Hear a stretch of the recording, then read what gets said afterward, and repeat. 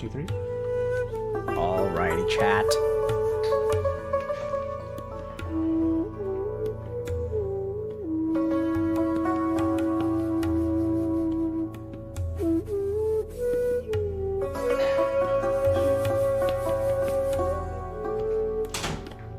Alrighty, chat. Let's get started. Let's get started. Sorry. Leaked. Okay, chat. How's everybody doing today? Welcome to another Healthy Gamer GG stream. My name is Alok Kanoja. I'm a psychiatrist practicing in Boston, Massachusetts. Just a reminder that everything we discuss today on stream is intended to be for educational purposes only, and nothing is intended to be taken as medical advice. So super excited to be here today, chat. I think a couple of announcements. So let me tell you all what we're going to be doing today. So we're going to be looking at a couple of Reddit posts and looking at a couple of other potentially fun things on the internet. I'm actually going to try to give 3 mini lectures today, and one of them is going to actually be really hard to give. We're going to talk about the neuroscience of ADHD and substance use. I think it's a really important topic, some shocking epidemiology, but is also one of the most challenging things I've tried to teach in terms of it's super complex. And to try to reduce it while talking about kind of neuroscience and psychology and mechanisms and what to do about it is challenging. So we're going to see how it goes. So it may be one of the, the hardest things to follow because it's a complex topic. But I'm really looking forward to it. I think there's a lot of important stuff to share today on stream. So hopefully it'll be helpful to y'all, and I'm going to do my best. Okay. A couple of other quick updates. So one is that coaching slots for the September 20th launch have happened. There are about 90 group coaching slots left.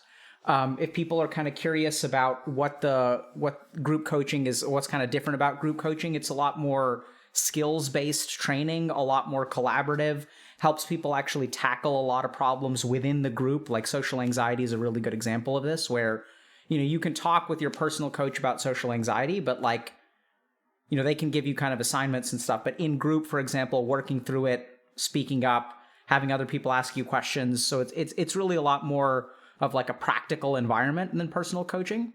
So if that's something that's interesting to y'all, by all means, check it out. There may be a couple of posts that we kind of covered today that I think could be useful in terms of if y'all are in group, you could navigate some of these issues. I think better potentially in group, and we'll kind of share those. So another important announcement is I'm going to be working on next few weeks are going to be very strange from a stream perspective. I don't really know when I'm going to be streaming, how long I'm going to be streaming. I may not stream much at all. We're just going to try to figure it out. So we at Healthy Gamer are going to be, or I'm specifically going to be working on a secret project, which will be about 3 weeks long. And so for the next 3 weeks, we're not really sure what we can do in terms of, Twitch streaming and YouTube videos and things like that. So there may be stuff on our Twitter and Instagram, but, I'll be a little bit MIA.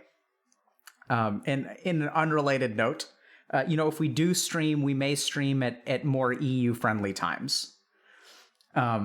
So apologies, but we're going to be kind of out. There will still be regular content uploaded to YouTube, so stay tuned to that. We've got a bank of stuff that hopefully will come out on YouTube. But for the Twitch streaming, it may be really bizarre times, 3 a.m. in the, North American time. So we'll just see. It just kind of depends. Okay. So let's go ahead and get started. So we're going to look at a couple of things. So I understand that there is a music video that has been made. So we're going to check this out.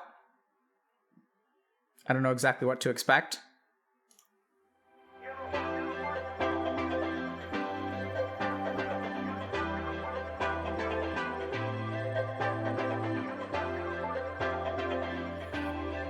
Oh no.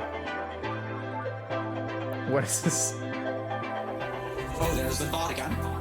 And you smack that one down too. And there's the thought again. And you smack that one down too. Out of here, bitch! Hey man, I had a rough week. I actually don't give a shit about your problems today. Can I just talk about mine? There's a cantaloupe in my ass.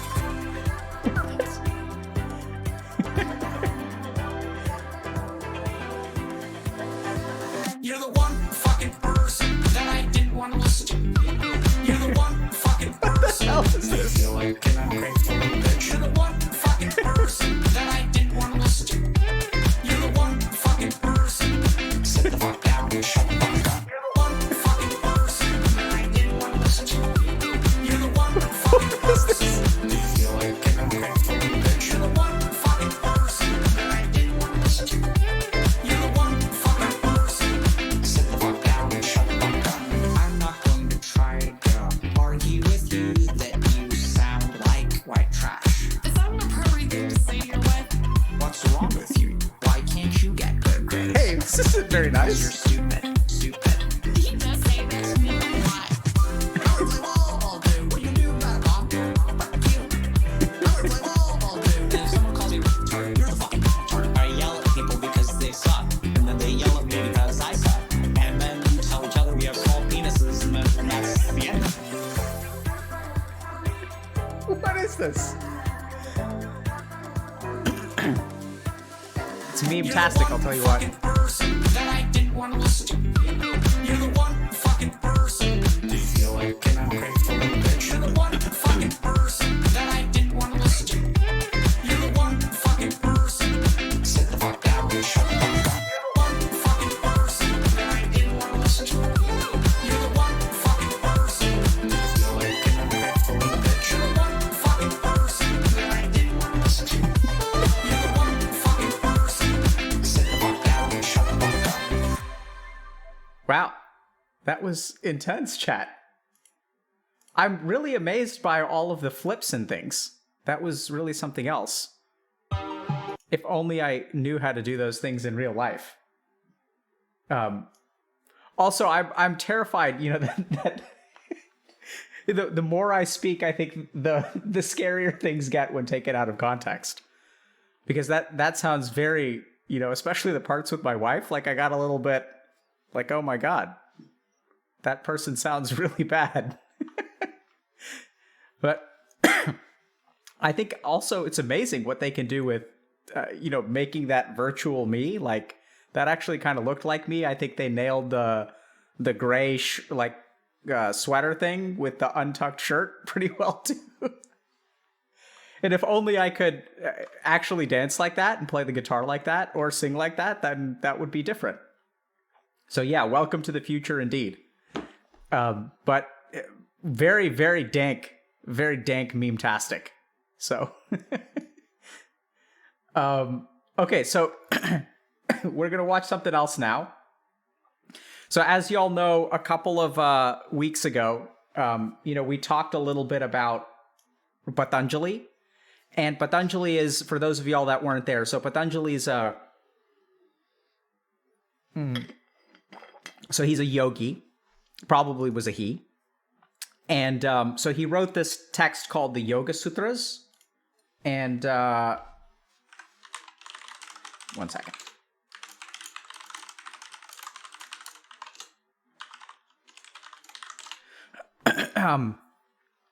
So Patanjali was a yogi, and he wrote this book on yoga. Okay, or well, someone else put it down, but he sort of taught people about yoga.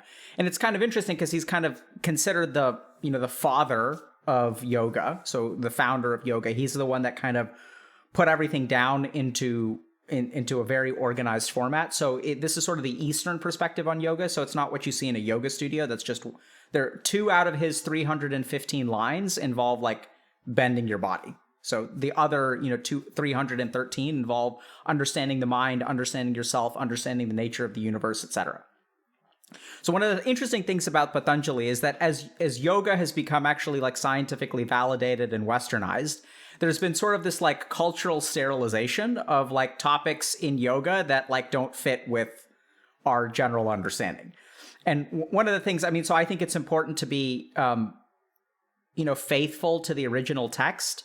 And I think some of the cultural sterilizations that we do are actually like not helpful.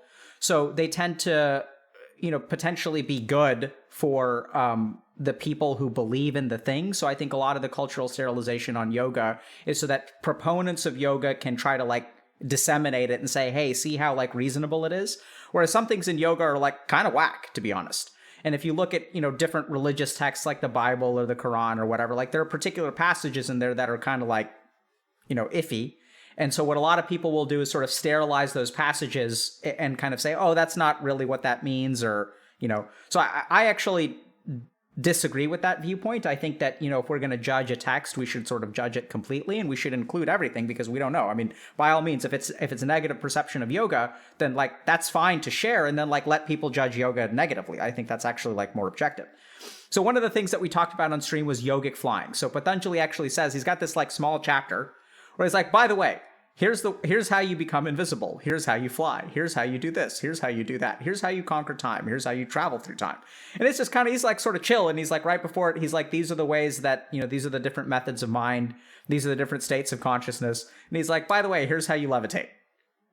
So then, we were kind of, chat was like, oh, Dr. K, can you teach us how to levitate? And so I was like, I read the passage and I did some research and I was like, okay, so he's saying this is what you need to do. Mastery of Udana, which is one of the 5 types of prana, is like what gives you like the ability to levitate. So I was like, okay, we can teach you Udana practices and we can see if anyone starts levitating. Easy, right? So we can run our own experiment. And so then I guess I didn't realize this, but there's actually like apparently an international yogic flying competition. And so I was stunned to discover this. So we're going to just take a quick look and we'll see what happens, okay? Welcome to the 2016 International Yogic Flying Competition here in Holland.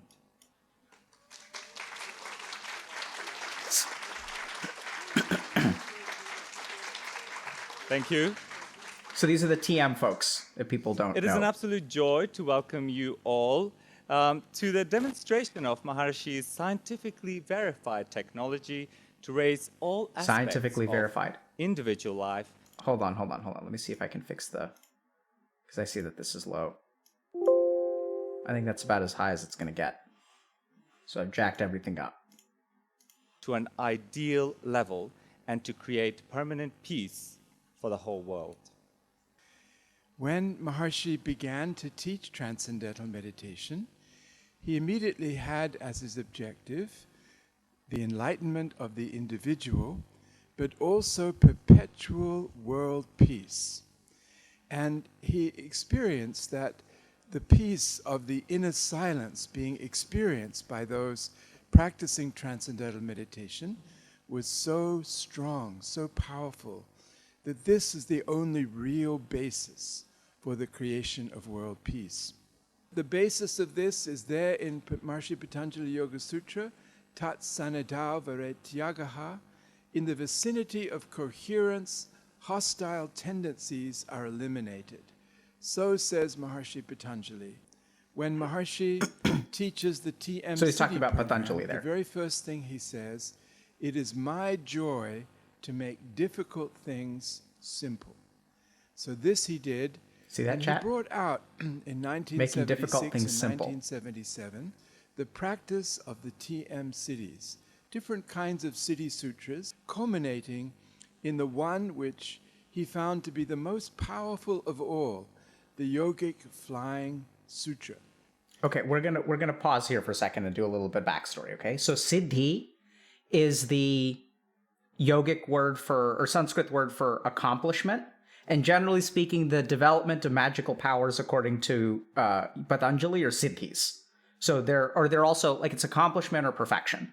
So I think what this guy's referring to is that transcendental meditation has branded TM siddhis, right? So they have their own brand of magical powers, and I guess they're going to share with us, how they've managed to copyright it.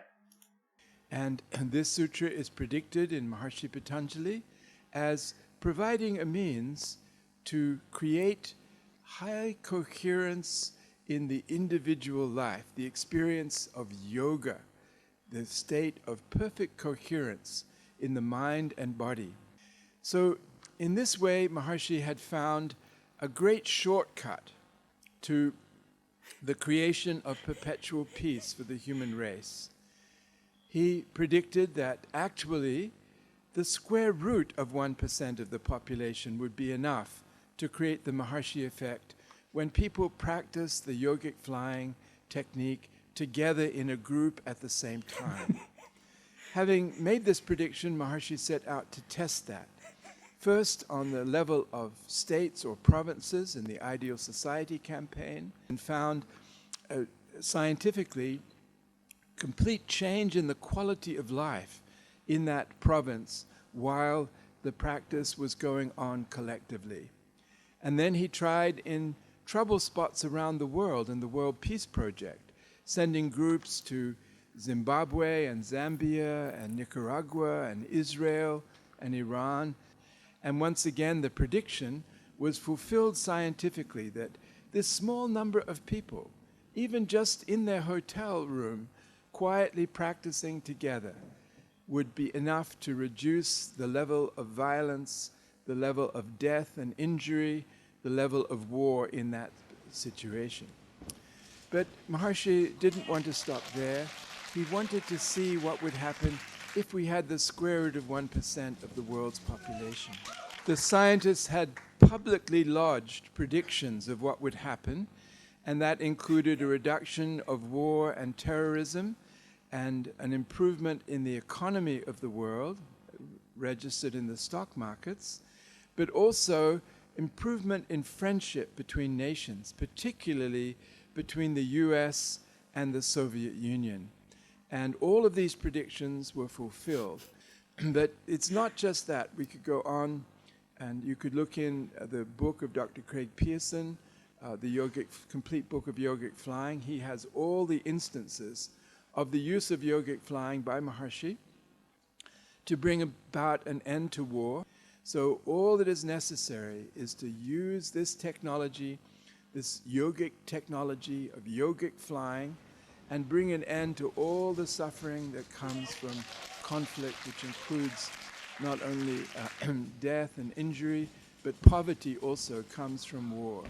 And the result will be a complete transformation in world consciousness, and there will be no more war in this world.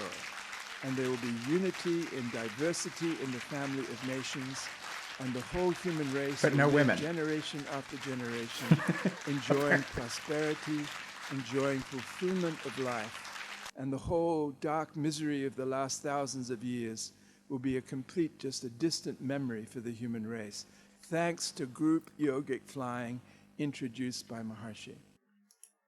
Okay. So let's understand a couple of things, okay? So I'm pretty sure when Patanjali is... So let's just take a step back and talk about TM and Maharishi Mahesh Yogi for a second. So first of all, I think the folks at TM are like pretty decent folks. They actually do produce a lot of good research. Their head of research is a cardiologist that has done like a lot of very high quality studies on transcendental meditation. I think that there are some things that TM kind of does that I personally don't agree with. So their meditation practices are quite expensive. There was some scandals earlier about some of the things that they were kind of doing.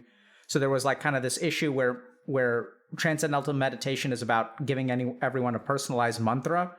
And so people would pay lots of money to like get this personalized mantra from Maharishi Mahesh Yogi. And it turned out that there was like just a script, right? Where like based on your gender and your age, like he would assign, like it was a super simple algorithm that anyone could kind of apply. So there was some controversy around that. I think the folks who do the TM stuff, I think, their intentions are good. I think some of their science is good. I've worked with a lot of people who have used TM very successfully and had a lot of benefits from it. And at the same time, I got to say, like, this is not what I think Patanjali was talking about. So the first thing is like, this is not flying, right? This is like a muscular contraction that's like hopping. I'm not sure. I haven't looked at any of their studies about, violence and coherence and world peace and stuff like that. I haven't actually looked at those, so I can't comment on, the methodology of it. But I'm pretty sure that even if you look at Patanjali's instructions, it's talking about mastery of udana, which is not muscular contraction. So I don't really know. And then the other thing that kind of blows my mind, something about this that's kind of strange, is like the idea of a yogic competition. So like the whole point of yoga is to like step away from ego, step away from comparison, and, do something for the sake of like the thing itself. It's not to do something for the sake of like people cheering you on and like someone being a winner. So something about that is just like, I think the idea of a yogic competition is like is an oxymoron. It just feels weird to me. Like, yoga is not a competitive sport. It was never designed to be a competitive sport. And so sometimes I get a little bit concerned when there are organizations like this that will say like, this is yogic flying, because like, I don't think that's actually what Patanjali meant. I think he actually meant like straight up levitation, like something that is physically impossible. And so this is another example of, I don't even know what to make of this. It's just bizarre. I don't know what to make of it, but hey, like, we're just here to share this stuff. And like I said, I think the TM organization, and this may be famous last words, I don't know, a lot of times these organizations have all kinds of like sex scandals and stuff like that. To the best of my knowledge, like the Maharishi group has done a good job of like being decent in that way. They may be a touch on the cultish side, but they're like a spiritual group that reveres someone as relatively divine. So that's going to happen. But generally speaking, I think their cardiovascular research and stuff is legit.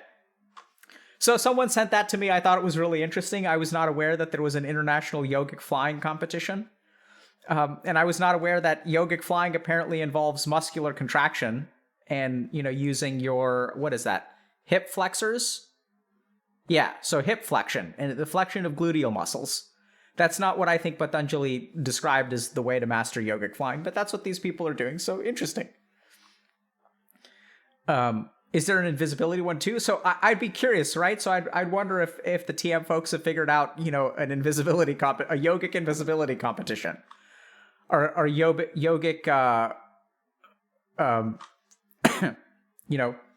like time travel competition. Like, that would be cool. But who knows? So this is also where I think we have to be a little bit careful, because, if these studies are good, I haven't looked at any of the ones around world peace and like murder rates in Lebanon. But like, we have to be careful. If we want to be good scientists, what we have to do is be careful about interpreting, science that does not fit our worldview. Like, so if you have a worldview and you get a particular scientific result, you should absolutely question the result, look at the methodology of the study and see if there are confounding variables and things like that. But I think if you look at actually Nobel Prize winning experiments, the reason these people won Nobel Prizes is because there was a worldview. And they did an experiment, and what they discovered was contrary to the worldview. And so the real reason they won Nobel Prizes is because the experiment was so bizarre that it caused them to reshape their worldview. So when it comes to some of these experiments, like I said, I haven't looked at the methodology, and I'd be generally skeptical that, there aren't confounding variables and whatnot. But if we want to be perfectly honest, like, it's possible that these people are onto something, and we should be rigorous and scientific about it. And if you, I don't know. Anyway, I thought we'd just share that. So, I raised my computer monitor so it looks like Dr. K is yogic flying. Wonderful. Well done.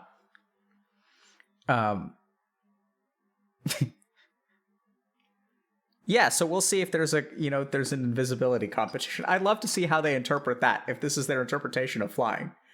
It's going to be like, someone wearing all black at night. Okay, so y'all ready to move on? Okay, yogic flying we did. So, okay. So we're going to kind of turn to, so we've got, I'll give y'all a choice, okay? We've got some stuff about, okay, let's do this one. Speaking of good science, all right? So let's take a look at this. Okay, so this is PETA, right? What's PETA stand for again? I forget. So can't put your finger on what's not working in the bedroom. Let's see what PETA has to say about it.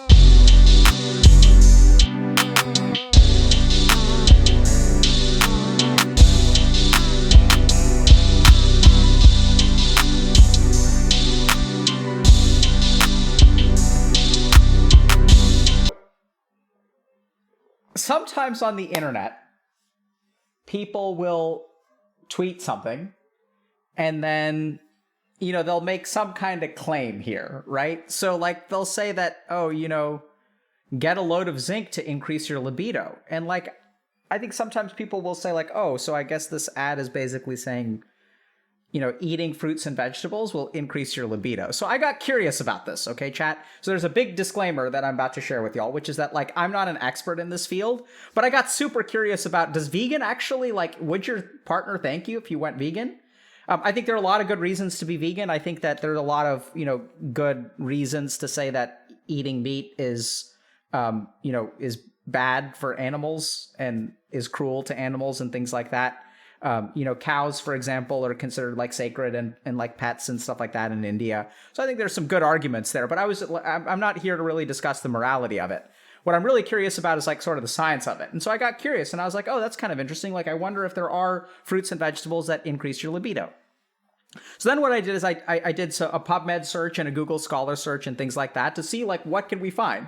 And so what I'd love to do for a few minutes is share with you guys, I think actually a dozen papers about veganism and libido. And let's see if there's some science to it.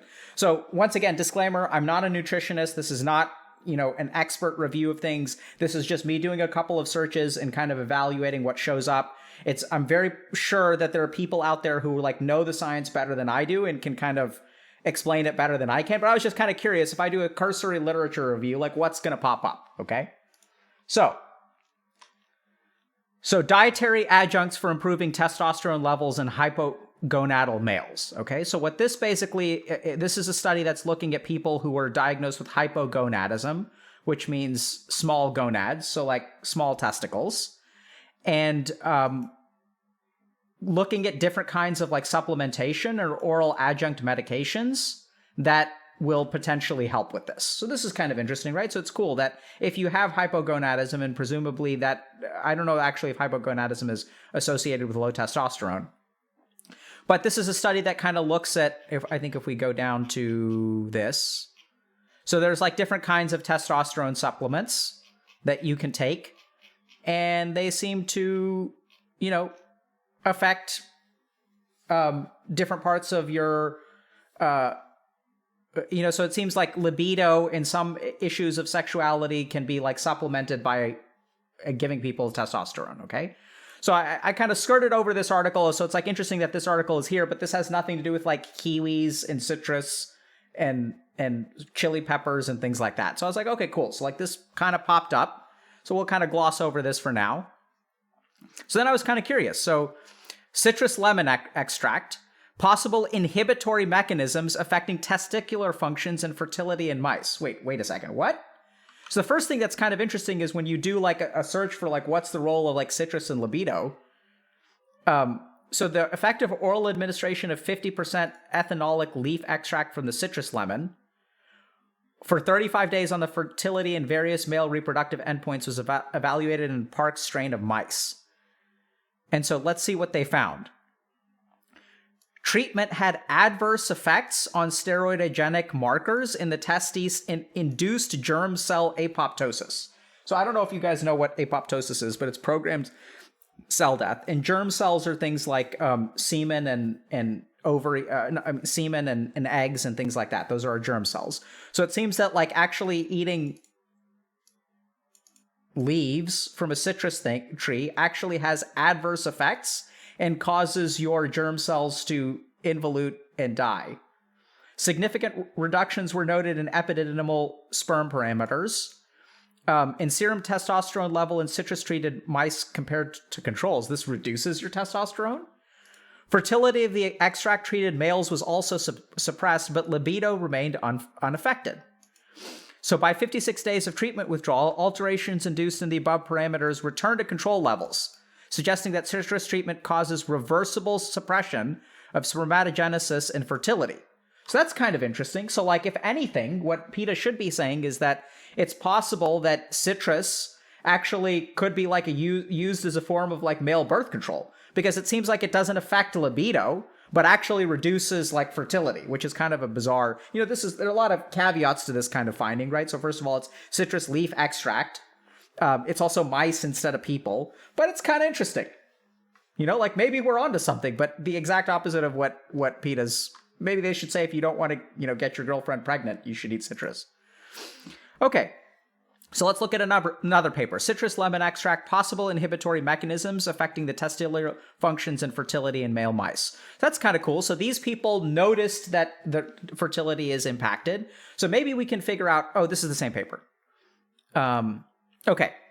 So an overview of citrus Aurantium L. So this is bitter lemon, by the way.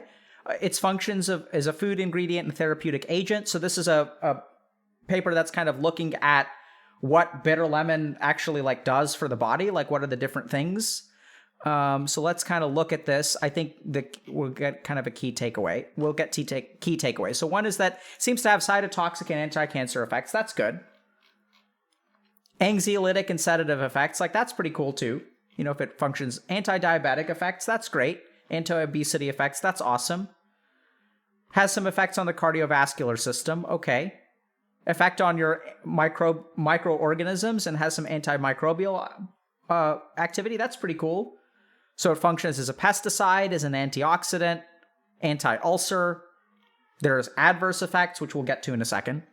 But I don't see anything here about libido, right? And so once again, these are not clinical studies. These tend to be in vitro studies where people are doing things in cell cultures. So if you actually put it in a human being, it's unclear if it'll have any of these effects. The key takeaway, though, is that it seems to do potentially they discovered, so it seems pretty thorough, right? So they found antimicrobial, antioxidant, cytotoxic. Cytotoxic means that it kills cells. Anxiolytic, anti-diabetic, anti-obesity, and anti-inflammatory activity. It seems like it's healthy for you. We'll see practically whether it's healthy, but it doesn't seem to have anything to do with libido, okay? So now they also talked about kiwi.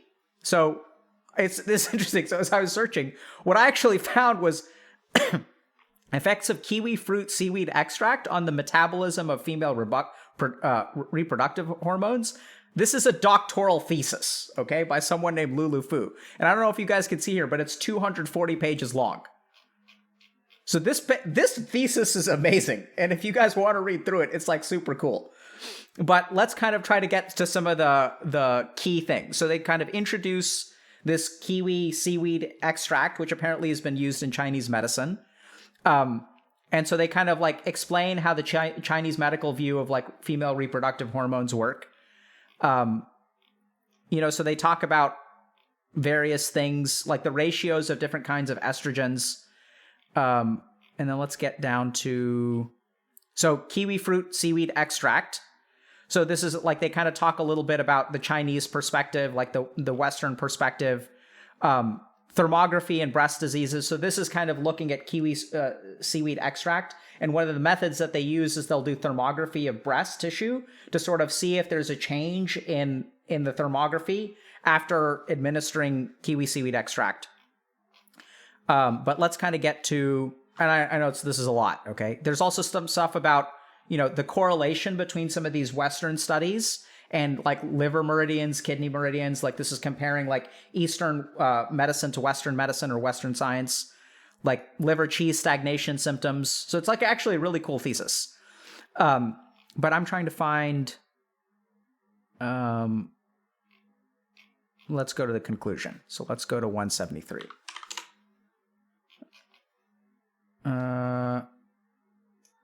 So I think basically what the main takeaway that Lulu Fu had is that kiwi seed extract does seem to positively affect some hormonal patterns in women. So it seems to be a good thing. And a lot of the paper talks about, things like breast cancer and stuff like that. But the takeaway, I don't know if I can find it now. Okay, here we go. Here's the conclusion.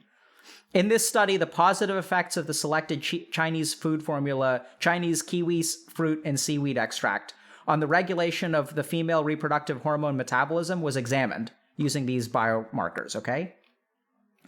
The results indicated that liver qi stagnation and liver meridians was a common phenomenon in this group of middle-aged women. They're kind of looking at some of this stuff.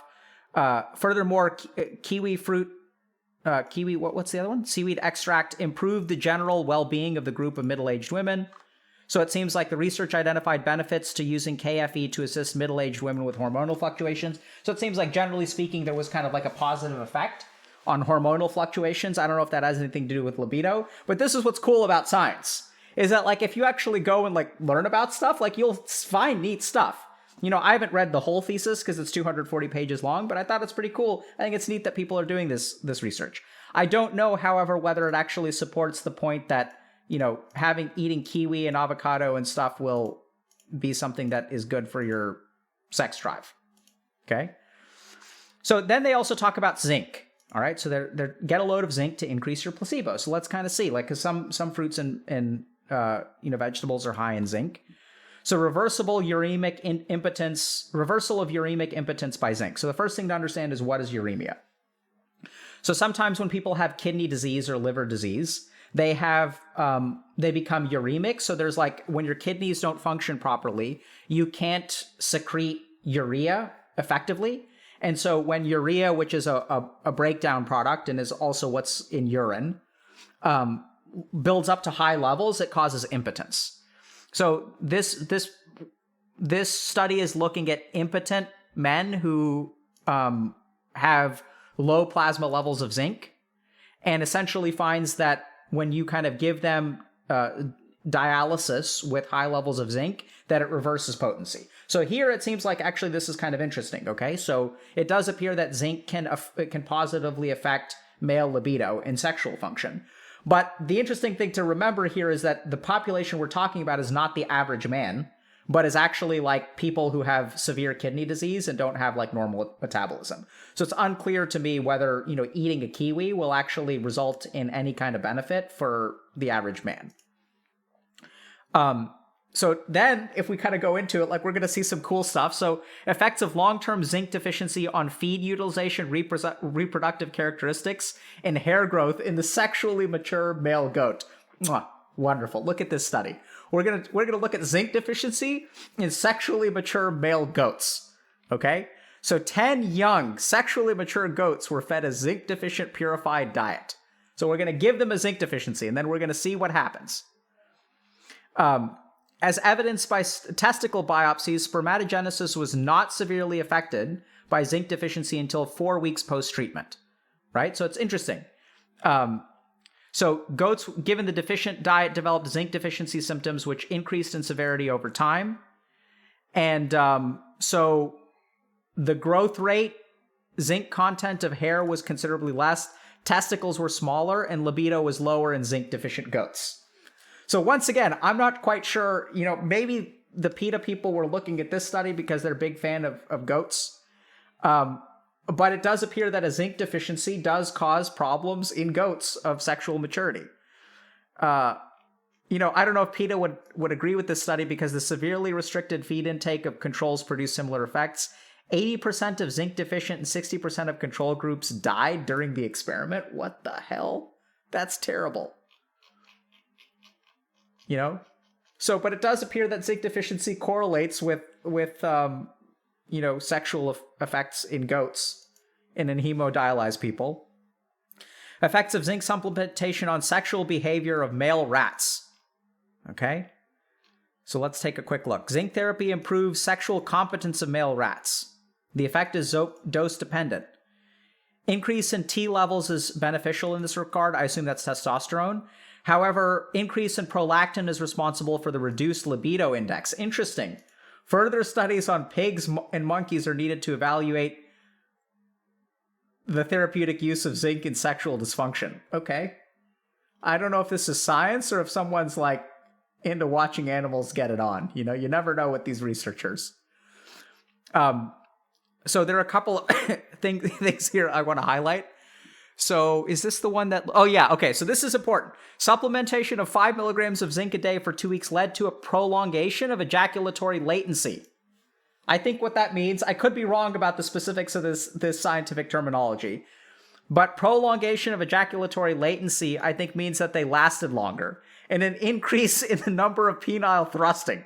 So I want you guys to think about what's happening in this study, okay? You've got people feeding mice zinc, and then they're like sitting there and they're zooming in and they're like watching, okay, let's count the number of penile thrusts. Go, boy, go. 1, 2, 3, 4. Oh, look, it increases to 52 thrusts versus 26. And they're pumping at it for 711 seconds versus 489 seconds. And this is science, my friends. Okay? In contrast, reduction of libido was evident in the same group, but this effect was not statistically significant. So it seems like prolactin also increased, and prolactin had some negative effects. Okay, so maybe PETA's onto something. A couple of things to remember. So anytime we're talking about supplementation, remember that like adverse effects are a thing, right? So when we're citing these studies and we're saying like, oh, zinc will let you thrust longer and harder.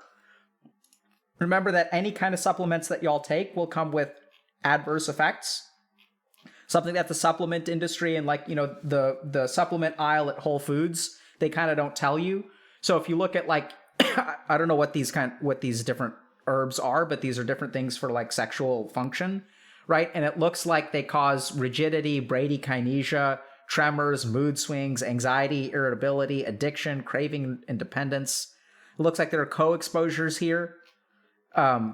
Drowsiness, nausea, vomiting. I don't know why these are all co-exposures, but this is kind of weird study now that I think about it. So even citrus arenation, this is bitter lemon, right? So in the case of no co-exposures, we're still talking about headaches and nausea. So be careful about like reading, oh, zinc is good for my sexual function. Resme, please, is gifting subs now. Like, don't get me wrong. I really appreciate the gifted subs, but I don't know how to interpret them. Anyway, so then the other thing is that, like, so this is what I searched for. So I looked for, like, avocados and libido, because I was like, oh, interesting. But it's interesting because if you look at this doesn't look like any good studies, right? So consumer beliefs on effective weight loss. Here's how to 4x your number one master male hormone. Nui factor. Wow. That sounds like a very 5 foods that power up testosterone. Wow, that looks great. But these aren't peer-reviewed studies, so we're going to skip past this. So I also looked for avocados and libido in PubMed, and I didn't find anything. So maybe I could have done better, but okay. So now let's look at the opposite. So then I was curious, and I was like, I wonder what meat does for libido, right? Because PETA didn't say that meat has a beneficial effect on libido. Let's just do a search and see what's going on.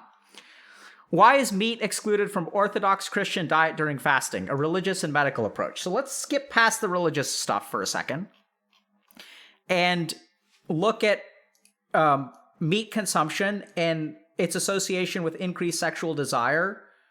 From a medical point of view, the relation between meat, mainly red meat consumption, and increased libido could be explained by the impact of dietary fat on testosterone production, which is well documented in the medical literature.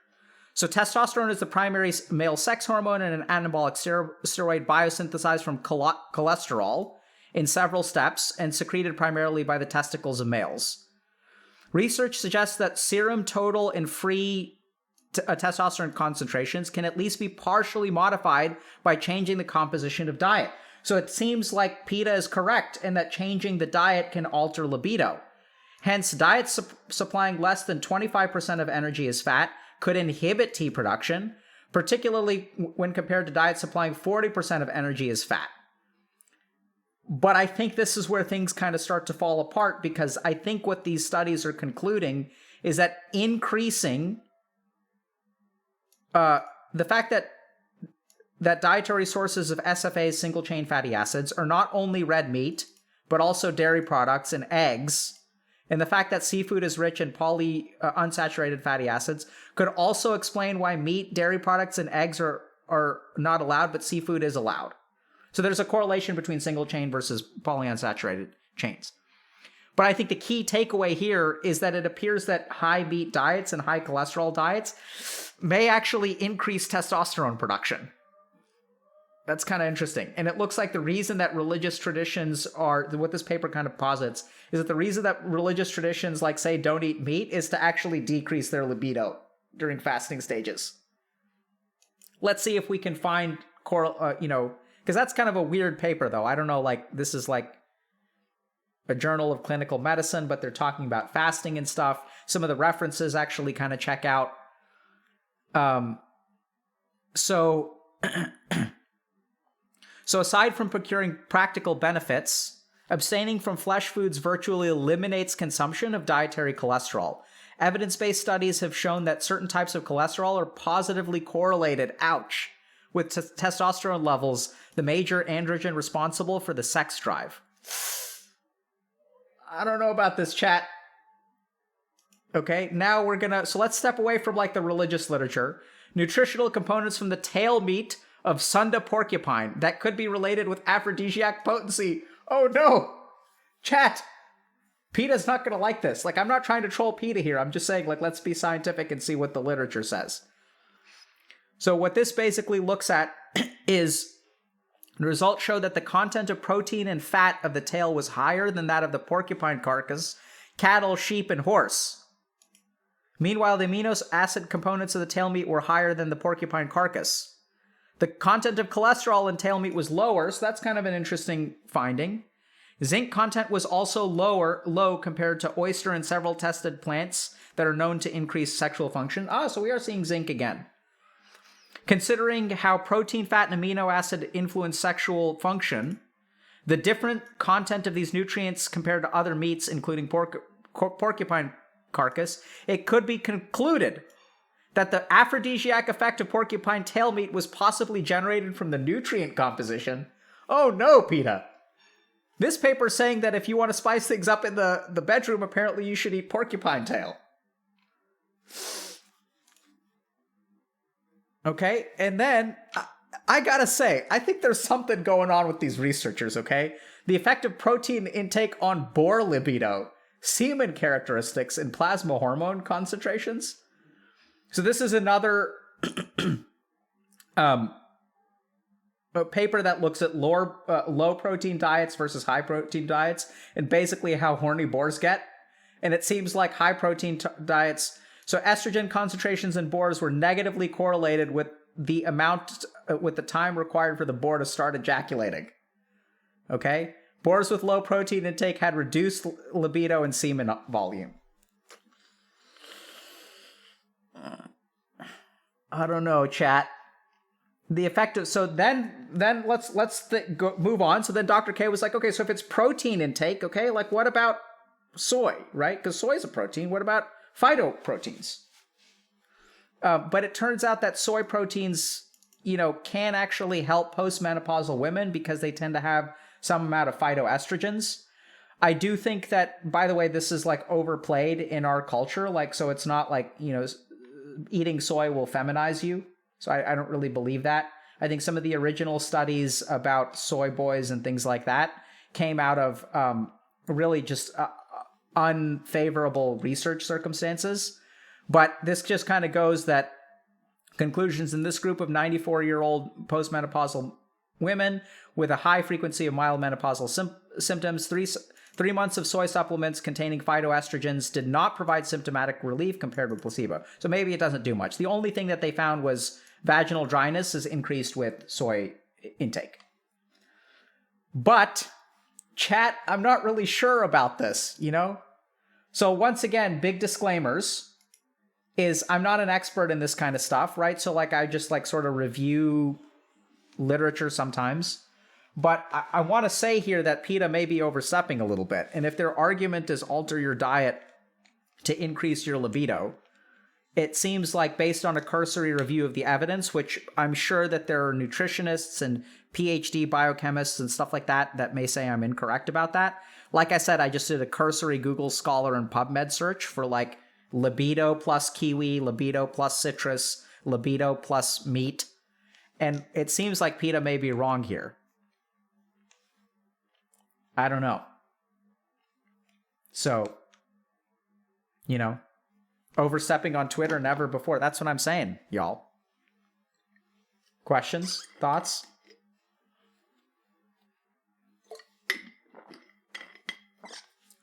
Yeah, I'm not really sure. Maybe we should, yeah, I don't know what to say, chat. Seems like PETA may not be 100% correct here, or by all means, like there may be nutritional biochemists and things like that can prove me wrong, which I have no doubt. Like I said, I'm not an expert in the subject. But how long did you research this? About an hour or two?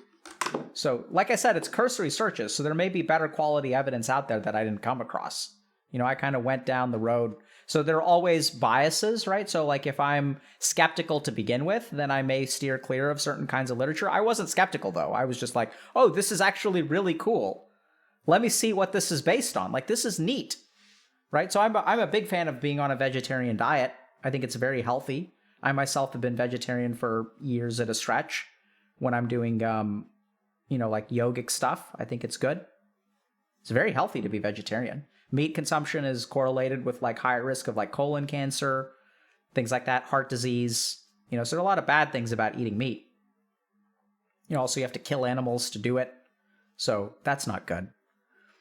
So I'm not saying that I'm, pro meat and anti-vegetarian, but it's just like, let's be honest about, what the scientifically valid claims are about doing something.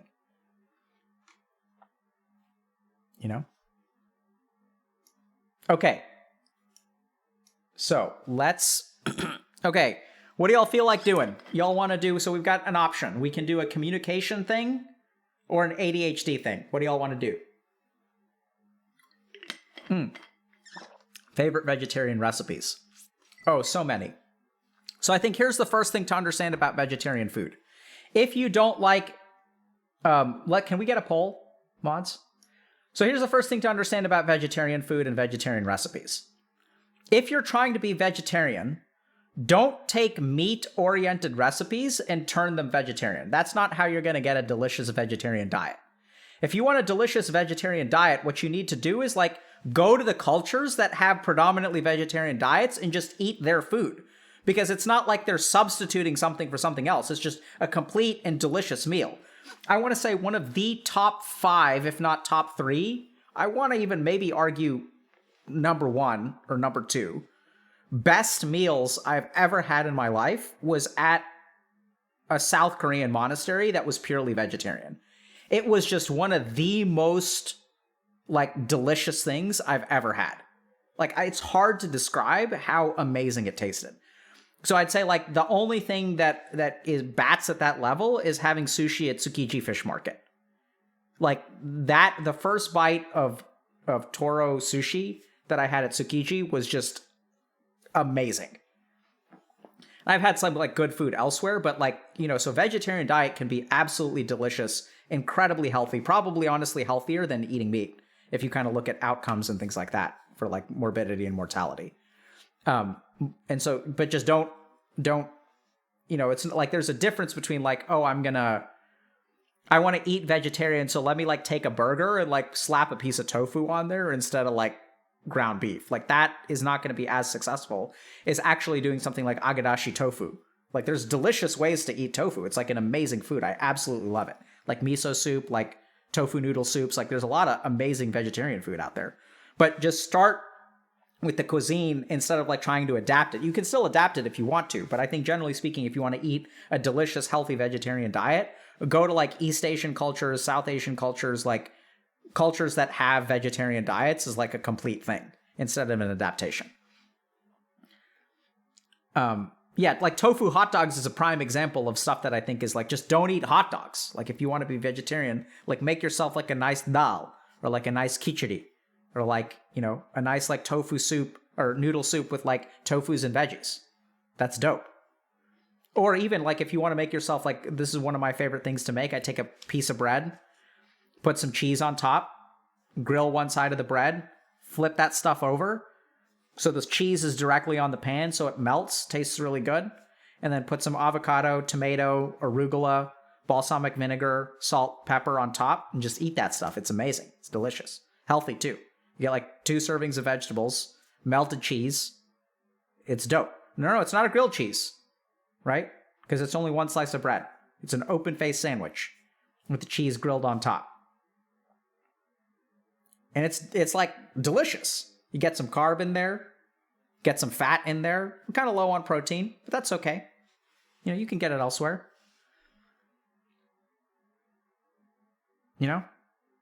Okay, so communication lecture. All right, let's do it, chat. Okay, so let me just catch my breath. Okay.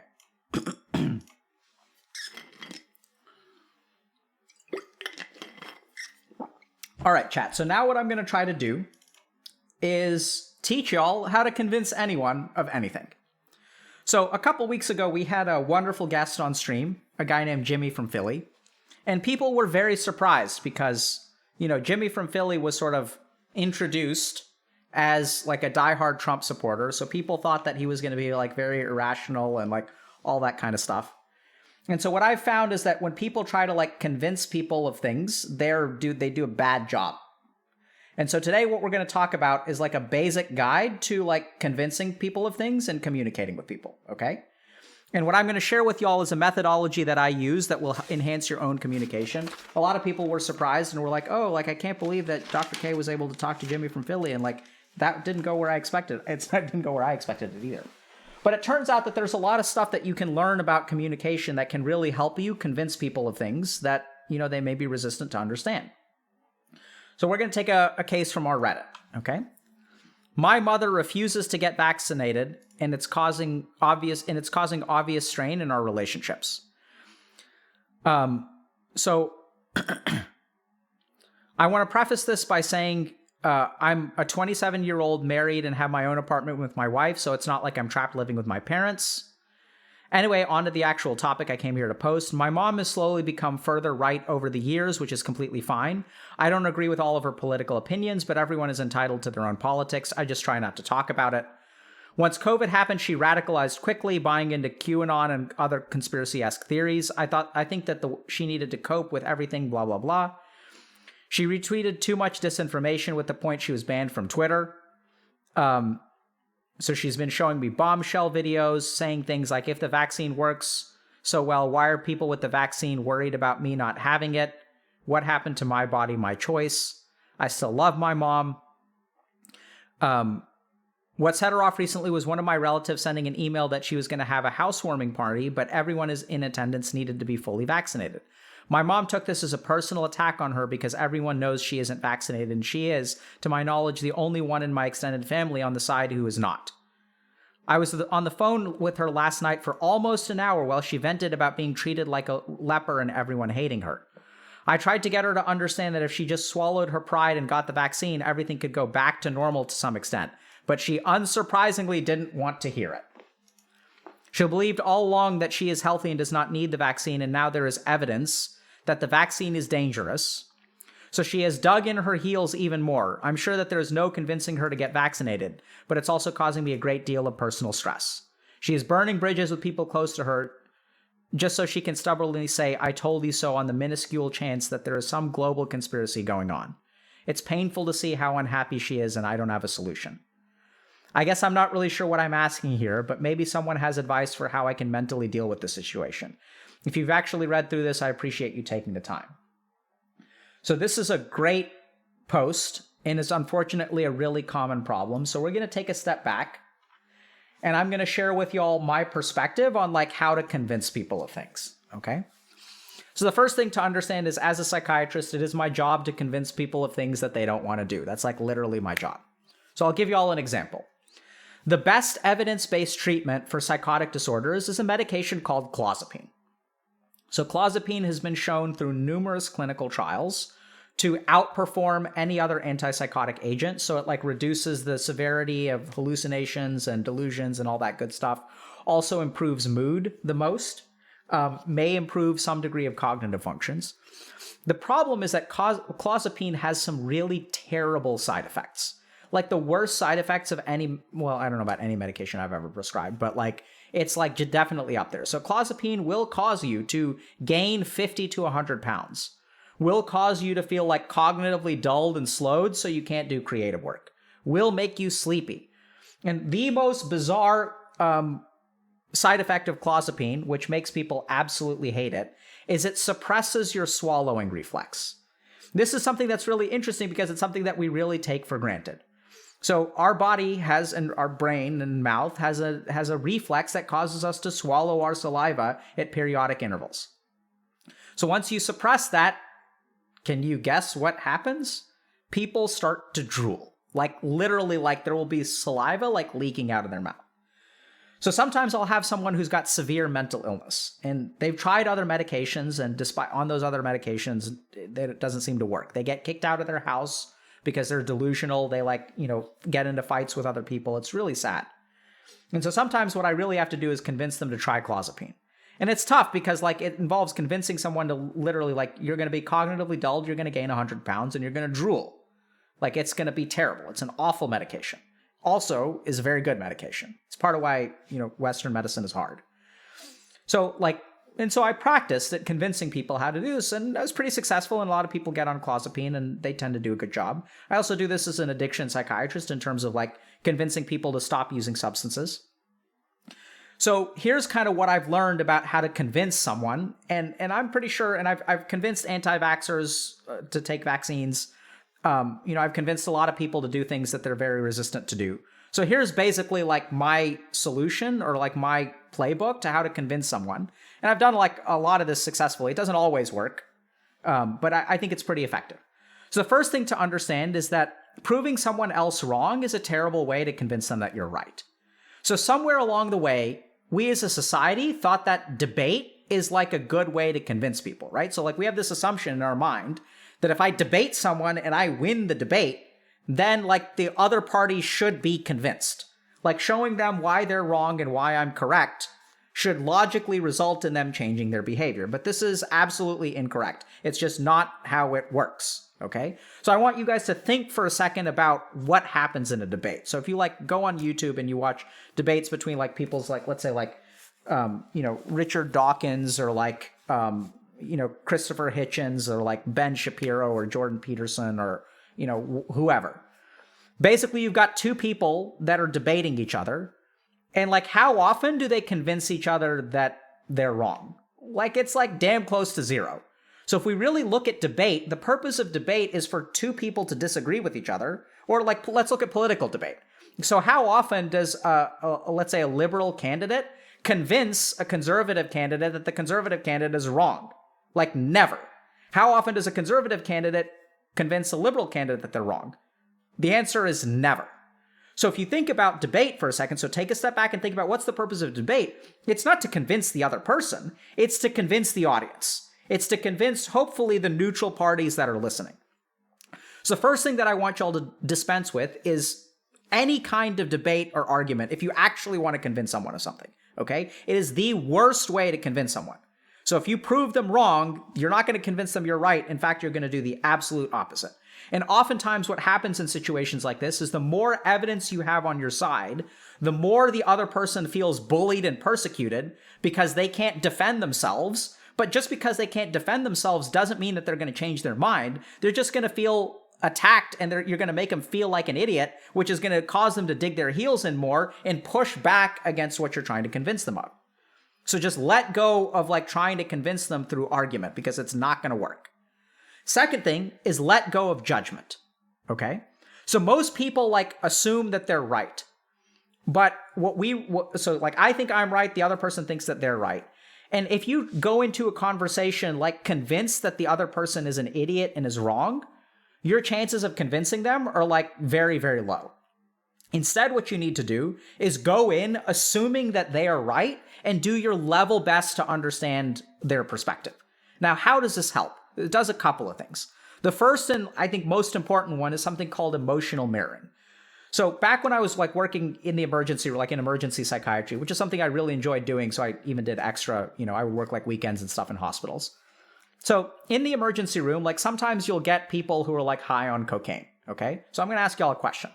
So if I get a patient who's high on cocaine and I step into the room and they start yelling at me, they're like, who the F are you? What are you doing here? I want to get out of here right away. Screw you, screw the establishment, screw all psychiatrists. What's the right thing for me to do? What should I do? What do y'all think? So everyone's saying, calm them down, diffuse, leave. Incorrect. What you should do is yell back. I know it sounds absolutely crazy, but it works magic, okay? So this is what happens. I start yelling back. I'm like, bro, what the hell is wrong with you? I just walked in the door. You don't even know my name and you're yelling at me?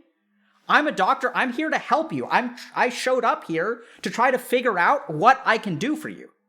I'm not your enemy. Like, I literally walked in the room to try to figure out why the hell you're here, whether you need to be here, and I'm the guy who you're supposed to talk to so you can get the hell out of here. Why are you yelling at me?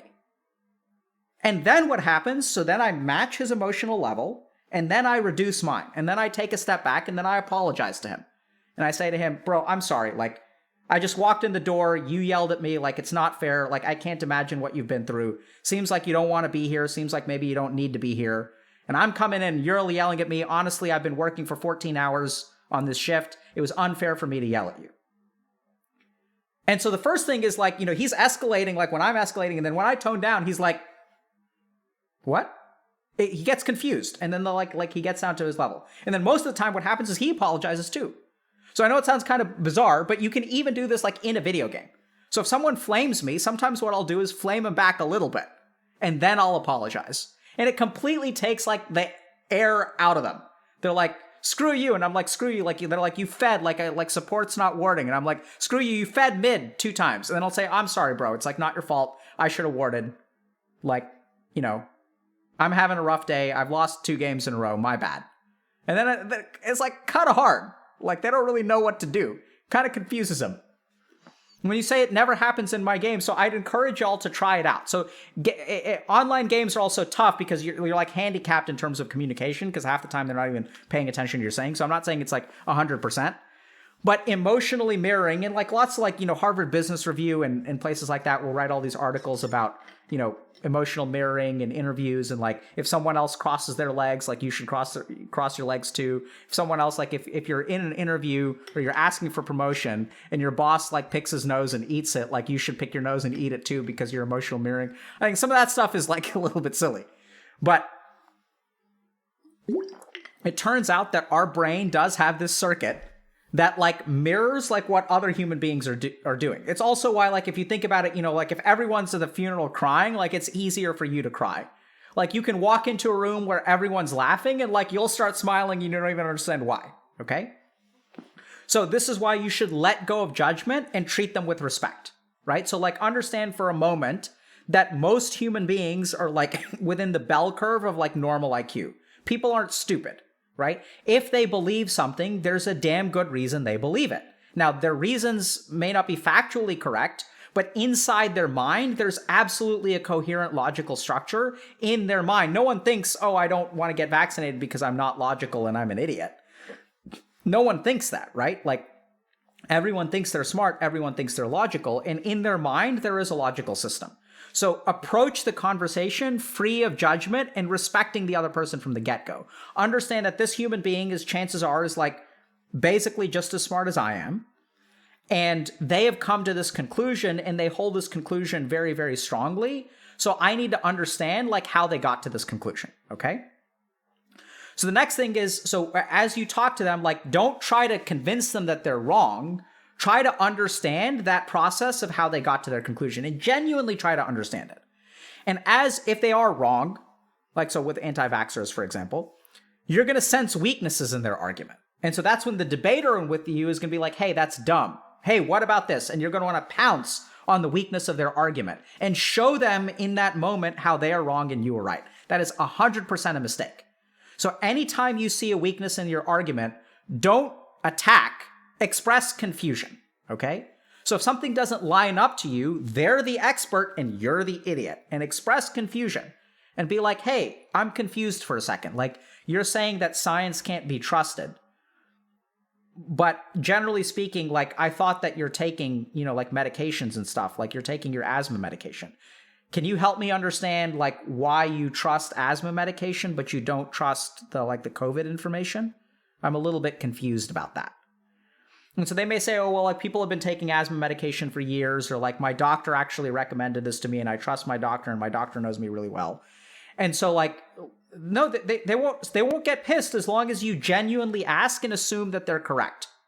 Right? So you just like when you notice some problem, don't attack, because the reason they get defensive and they get pissed is because we attack. We say, hey, it's dumb for you to think that way. Don't you see this contradiction?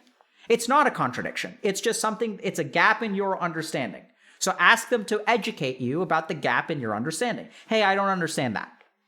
Because on the one hand, I know you take asthma medication. On the other hand, you don't trust this. So like, help me understand why one of these is trustworthy and the other one isn't. It's not, haha, you should trust it. You see, you're trusting it over here and not trusting it over there. Haha, gotcha. Don't do that. Be like, genuinely, like, there's could be a reason, right? Some people may take asthma medication but won't take clozapine.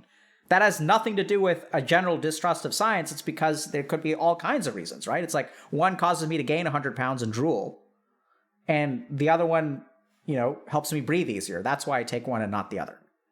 So don't point out the contradiction as an attack, which is what most people do. That comes from the debating mentality, which is used to convince a third party, not the person you're debating.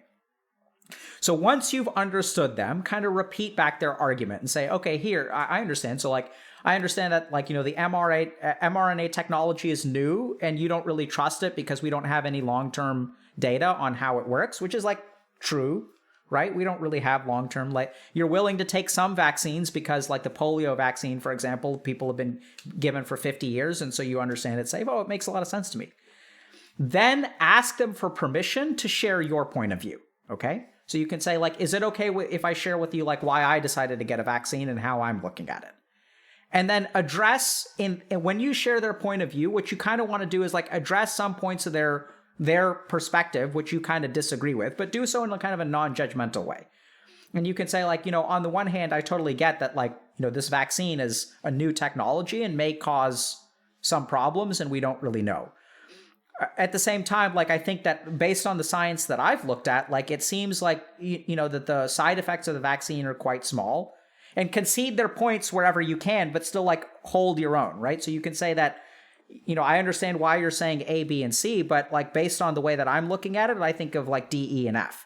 You're not trying to convince them. You're just asking them if they're willing to try to understand your point of view. And here's where the emotional mirroring comes in, because if you've made a concerted effort to understand their point of view and treat them with respect, it'll be like magic. They will do the same for you. And you'll walk away from that conversation with them thinking you are like reasonable for your beliefs. Like I'm not saying it's like 100%. If you get a diehard anti-vaxxer, like you have to do some work to get there. But generally speaking, like if you treat their views with respect, they will treat your views with respect. And then you get to a very special place where you can treat each other with respect and still disagree. And then ask for their opinion about what you believe. And you can say, what do you think about what I believe? Like, by all means, like, help me understand. Do you think what I believe is like fair to believe? Do you think it's idiotic? Like, what do you think about what I believe? So let them be the final judge. And once they sort of make that final judgment, this is the kind of tricky thing, is then in the last step, especially for like anti-vaxxers, that's where I would say like you lay your boundary.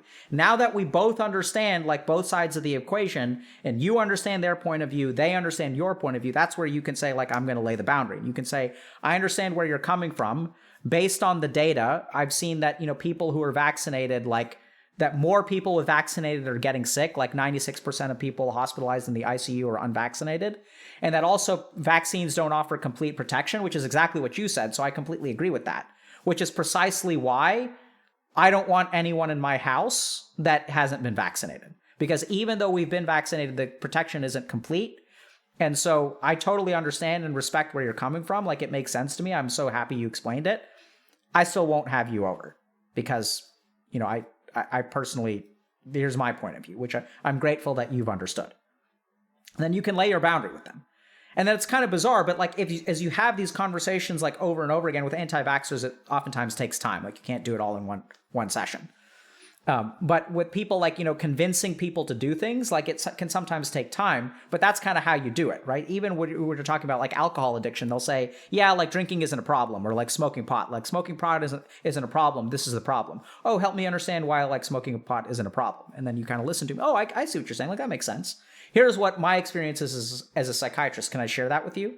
Then you kind of share your point of view. You kind of ask them, does that make sense? Like, what do you think about that? Is it incorrect in some ways? Am I logically incorrect? Like, by all means, let me know. Oh, I see what you're saying. That makes sense. And then sort of like and then just sort of like leave it up to them. Let them be the final judge. And you will be amazed at like how not trying to convince someone is actually the best way of convincing people. So just to kind of summarize, if you want to convince someone of something, the first thing you've got to do is like forget about debating them, because convincing them that they're wrong is the worst way to showing them that they're wrong is the worst way to convince them that you're right. It's just not a good, effective method. Let go of your judgment and treat them with respect. And like the cool thing is, because of emotional mirroring, like if you respect their views, they will respect your views. Then understand their viewpoint. And if there's something that's logically inconsistent, don't attack. Try to actually get them to understand. And the cool thing is, if their view really isn't logical and you ask for explanations in an open-minded way, they'll begin to see their own problems in their arguments, like, because they can't explain it, right? So, but you don't want to attack, because if you say, haha, then they'll get defensive and they'll push you away. Then what you can do is ask for permission to share your point of view, ask them for feedback about your point of view, and then sort of like lay out your kind of final boundary. Hey, here's what I think. I understand why you think what you think. Here's why I think what I think. I think your view sort of makes sense. I can see how you come to believe that. At the same time, like, I think that there's a lot of things that have influenced my point of view that you seem to be discounting. So I understand why we disagree, because I trust the CDC and the FDA, and it seems like you read a lot of stuff on Facebook that says that they're not to be trusted. So I can understand how we're coming to different conclusions. At the end of the day, what we're going to be doing in this household or in my household is to follow like CDC and FDA guidelines. And I understand that you don't have to believe them, but we're going to choose to. And so I'm sorry, but you're not going to be able to come over. And if you feel persecuted, I can understand why you feel that way, but I genuinely don't think it's something personal. It's just we're doing what we consider to be safe. You're doing what you consider to be safe. And those two things just don't line up in this situation. So it's like nothing personal. You can do whatever you want to. It's just we're not going to hang out with unvaccinated people. And then you'll be surprised, right? What works. Does that help? Do people get that? So don't attack them, because they ain't stupid. Like, the first thing, like, you got to let go of the idea that other people are stupid.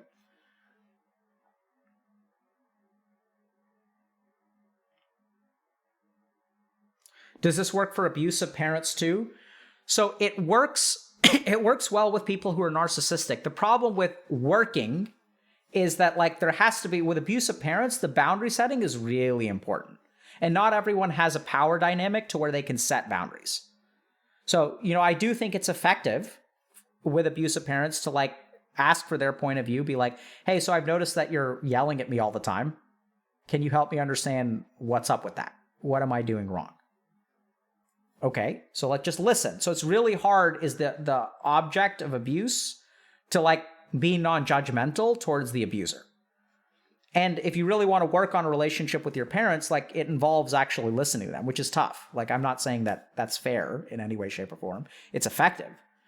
And then saying, okay, I understand that, like, some of the things that I do frustrate you. Can I share with you what my perspective is? And then you may start to share your perspective, and they may feel attacked, and they won't listen to you the rest of the way, so you got to kind of stop. And you can be like, okay, I can see that you're feeling attacked. I still have more to say, but it seems like it's really hard for you to listen to me right now. So you can use some language like that. So we don't have to talk about it. Don't worry about it. And then you can try again later. And then after you say that 2 or 3 times, then you can kind of say, well, I understand that what I do is kind of frustrating to you, and that you're upset that I colored my hair because it makes you look bad with your bridge friends who come over, and then your friends gossip about me and my hair. So I can understand that makes you feel like, makes you look bad with your friends. And at the same time, it's my body, and I'm going to do what makes me kind of feel happy. So I can understand that upsets you. Are you expecting me to, like, change my hair so that your friends feel like, would you like me to change your hair so that you don't have to deal with your friends? What do you want me to do? Yeah, I'm not so sure that I'm comfortable doing that, because I don't think that my appearance should be determined by my mom's friends. So I'm sorry that I'm not going to be able to do that. And if you want to get mad at me, that's okay. But I also don't have to talk to you if you're going to talk to me that way. So it's hard to set a boundary with abusive parents. It can take a lot of, it's tough. So, but I would still recommend, like, listening to their point of view. So I've worked with a lot of super narcissistic and demanding parents. So good examples of this are, like, sometimes parents will come to me and they'll say, my child is addicted to video games. You are Dr. K. Let me pay you a pile of money to fix my child. And then I'll be like, okay, let me see what I can do. And then it's hard to explain to the parents, hey, like the reason your child plays video games is because you're kind of emotionally abusive and they need to escape. And if you treated them better, maybe they wouldn't have to retreat to the video game. It's hard to explain that to them. Help me understand why your child plays video games. What have you noticed about when y'all have fights? When you say that kind of thing to them, what do you think it does to him? How do you understand, why they play the video games? What can you do to change how much they play video games? That's kind of weird. Should we ask him? Oh, so he said something kind of weird. Is that when you kind of put too much pressure on him and tell him he's an idiot, he dislikes that and sometimes uses video games to cope. What do you think about that? It's kind of, they're like, oh, interesting. And so then I'll be like, hey, what do you think about maybe trying to be nicer? But if I'm nicer to him, he's going to play all day. Yeah, he may. That's a real problem. So what are we going to do about that? Because he's saying that when you're nice to him, he's going to play less, but you don't really believe him, and you're the parent, so I'm sure you know. So what should we do about that? You want to give it a shot? No, maybe you shouldn't. Maybe the consequences are going to be too bad, because if you let up even a little bit, it's going to get worse, right? And they're like, no, like, may not get worse. I guess I could try it. Oh, cool. And they try it. It kind of worked out. It was nice. He appreciated it. Oh, cool.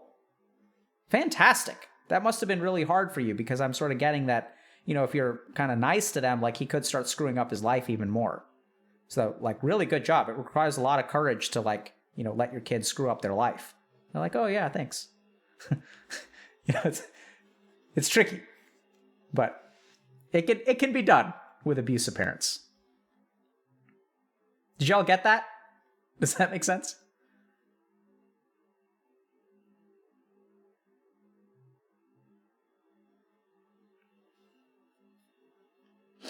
Yeah, it's tough.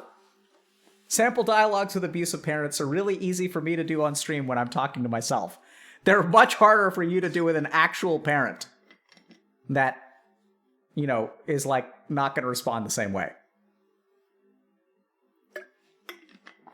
So you guys see what I did there? So you're reluctant to do it, right? And if I say, oh yeah, it's actually really hard for you, you're not going to be able to do it. I'm taking your point of view, right? Oh yeah, it's too tough, chat. You can't do it. I can do it. It's easy for me, but you can't do it. It's going to be too hard with a real person. And the question is, when I make that statement, which way am I pushing you? Am I pushing you towards the conversation or pushing you away from the conversation? You guys get that? It's interesting. Think about it. Some people are saying towards, some people are saying away. Who knows? We'll see. It doesn't have to be the same for everyone.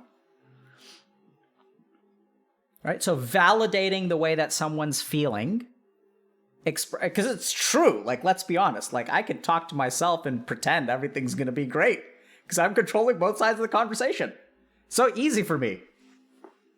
It's like the fantasies you play out in your head when you want things to go a certain way. I'm being honest. It's like hard when it's actually an abusive parent. It's tough. And if it pushes you away, like, that's totally fine, man. No big deal. Okay. Okay, I probably got time for one more. Oh my God. Then my voice is going to go out.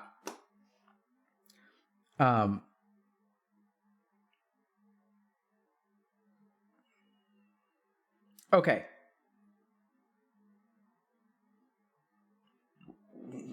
Let's do ADHD. Ooh, it's going to be tough to teach meditation today. I'm feeling pretty spent. Okay, so now comes the tricky stuff, chat. All right, so we're going to teach y'all a little bit about ADHD. Let me go ahead and go here first, okay? So,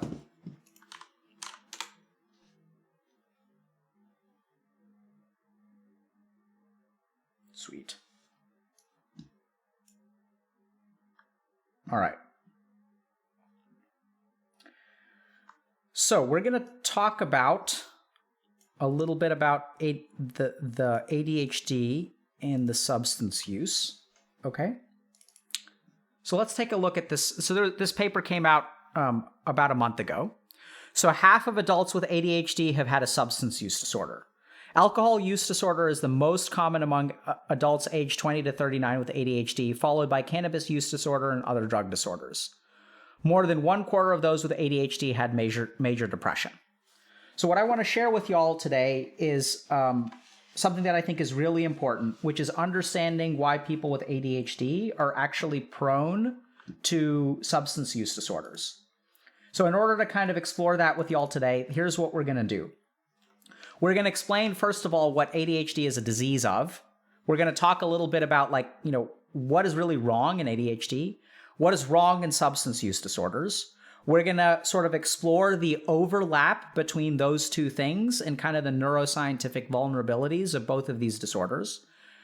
And once we understand the neuroscientific vulnerabilities and processes, we'll start to develop an understanding of how we can fix it, right? And so this is going to be really tricky because I'm going to try to send y'all some pretty complicated neuroscience that, first of all, I don't fully understand because it's so incredibly complicated. But secondly, it's going to be very simplified. And then, really ask y'all to sort of apply that understanding to what you can do if you have ADHD and a substance use disorder. So to begin with, let's start talking a little bit about, what is ADHD? So if I had to summarize, I'd say that ADHD is first and foremost a disease of executive dysfunction. And so what does executive dysfunction mean? Executive dysfunction is, our executive function is our brain's capacity to plan and execute tasks. So for example, if I want to study for a test, there are many things that go into studying for a test. And one of the key things that I have to do when studying for a test, first of all, is behavioral inhibition. So I sit down to study for a test, and in order to study for the test, I have to stop myself from doing other things, like pulling out my phone, logging on to Reddit, watching Twitch, playing video games, going to get a snack. So there's a part of my brain that when I focus it in one direction, prevents me from doing all those other things. I may have, impulses to do those things, but essentially my brain is no, we're not going to do that now. We'll check the phone later. So the first thing that happens in people with ADHD is that they have deficiencies in their behavioral inhibition circuitry. That kind of comes from the frontal lobe. Okay, we'll talk about that in a second.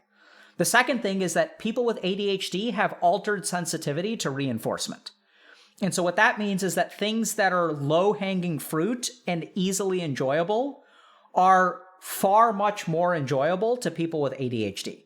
So if you look at delayed gratification studies in people with ADHD, where you ask someone with ADHD, hey, I'll give you $1 now, or I'll give you $5 in 5 minutes. Which one do you want? Literally, the brain of someone in ADHD is going to pick the $1 now as opposed to the $5 in 5 minutes. So compared to the neurotypical brain, the sensitivity to reward and reinforcement is altered in ADHD. The third thing that happens in ADHD is a high amount of impulsivity. So people may say, is decreased inhibition the same as impulsivity? And it turns out that neuroscientifically, they're actually discrete mechanisms. So people with ADHD tend to be a lot more impulsive. So when they have an impulse, they're much more likely to act on it. That may correlate with decreased inhibition, may also correlate with reward sensitivity, right? So if I have an impulse to eat chocolate, and I enjoy chocolate more than the neurotypical person, it'll be hard for me to diet in a healthy way, okay? So when we kind of summarize, I kind of think about executive dysfunction and ADHD as having three major components. The first is deficient behavioral inhibition. So it's hard for me to inhibit behaviors. And the second is an altered sensitivity to reinforcement. So things that are fun for other people are actually way more fun for me if I have an ADHD brain. And we'll get to the neuroscience of this because it involves dopamine reinforcement circuitries and things like that. And the third is a certain amount of impulsivity, which is, and that impulsivity has a lot to do with intolerance to delayed gratification, okay? So these are the three things that we're going to kind of talk about when it comes to what ADHD is. So the next thing that we're going to kind of touch on is that so substance use is actually like the ADHD brain is very vulnerable to substance use because of these three things. So if we think about like substance use, it involves restraining our ability to like get high, for example. It could be hard enough on its own, right? But when I've got an ADHD brain that has like a deficiency in behavioral inhibition, has an altered sensation of reward, and has like more impulsive kind of behaviors, it makes it really easy for me to use substances. So I think if we kind of look at what gets people to use substances and what protects people from using substances, the way that our brains protect us from using substances are kind of handicapped in the ADHD brain. So it makes us much more prone to using substances. So this is where, if we kind of look at the mechanisms of ADHD and if we look at kind of the mechanisms of ADHD, what we'll kind of see is we'll map these mechanisms onto a few different parts of our brain. Okay. So what we're going to now do is take a quick look at the brain. And so let's understand the neuroscience of this, okay? So we have a couple of different parts of our brain. So the first is going to be the prefrontal cortex, okay? So the prefrontal cortex is part of our frontal lobes, and this is the part of our brain that's going to help us with inhibition, okay? And the GG. No.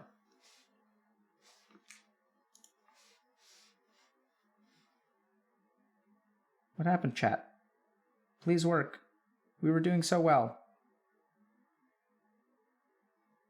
Okay, there we go. So prefrontal cortex is kind of is responsible for inhibition, okay? So if we kind of look at so the prefrontal cortex is responsible for inhibition. So there's also another part of our brain called the anterior cingulate cortex, which is kind of back here. And the anterior cingulate cortex results in poor selective attention.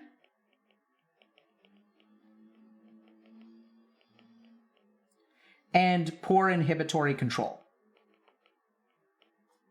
So the frontal lobes are responsible for inhibition, but the anterior cingulate cortex is as well. And what we know in people with ADHD is that they've got basically a reduced activity in the anterior cingulate cortex, okay? And the third thing that we're going to kind of talk about, and this is important for drug use, is impaired dopamine activity across the brain. So this may sound kind of weird, but you guys know that with ADHD, we actually give people stimulant medication, right? So this is going to sound kind of weird. But if you look at the brain of someone with ADHD, what essentially happens is that they're getting too many thoughts too fast. And if you look at that, what that really is it's not that their brain is actually moving too quickly. It's that their brain is not able to turn down the volume of some thoughts. So when you give someone with ADHD stimulant medication, what you're actually stimulating is the PFC. So stimulant medication increases the activity of the PFC and allows you to actually focus on one thing. So it doesn't actually speed up the brain, it actually boosts your PFC function, which in turn will allow you to negatively inhibit other thoughts and impulses. Does that make sense?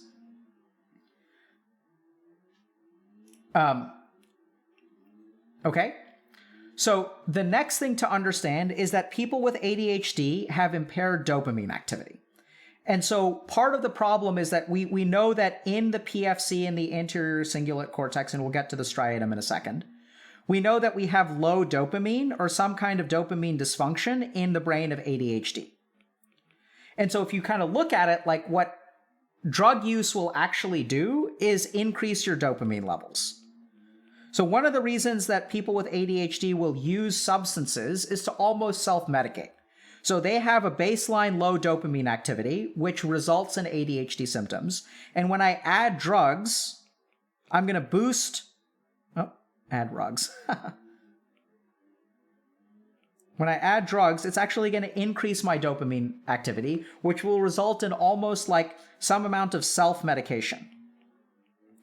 The problem is that this effect is temporary. So over time, when I use drugs, at the very beginning, it'll stimulate parts like the PFC. But it'll also kind of have some effects on kind of the amygdala over here in the hippocampus. So like you'll get stimulation here by drugs. Okay. But the problem is that over time, as you use drugs, they stop increasing dopamine over here. And let me know if this is too much, okay? And what actually happens is they start to like affect this part of our brain called the striatum. So drug use, when I use drugs temporarily, it sort of has effects, let's say over here and over here. But over time, it'll start to activate a different part of my brain called the striatum. And then what happens, once it starts acting in the striatum, what it actually does is decrease dopamine. So then when I increase my drug use, it actually has a paradoxical effect to decrease dopamine and then makes the ADHD worse. So this has to do with the way that our brain actually like acclimatizes to drug use. So just to kind of recap, and apologies if I'm saying this over and over again. So in the beginning, we have dopamine deficiency here and not a good amount of activity in our PFC. If I use certain drugs, I can actually boost the dopamine over here and it creates a self-medicating effect. This will sort of explain to you why people with ADHD may be vulnerable to substance use, because it's almost self-medicating in some way. Then what happens through chronic drug use is that the parts of my brain that get affected change. And once we get to the striatum, what we actually see is a decrease in dopamine activity, and then ADHD worsens. And there's some interesting evidence for this.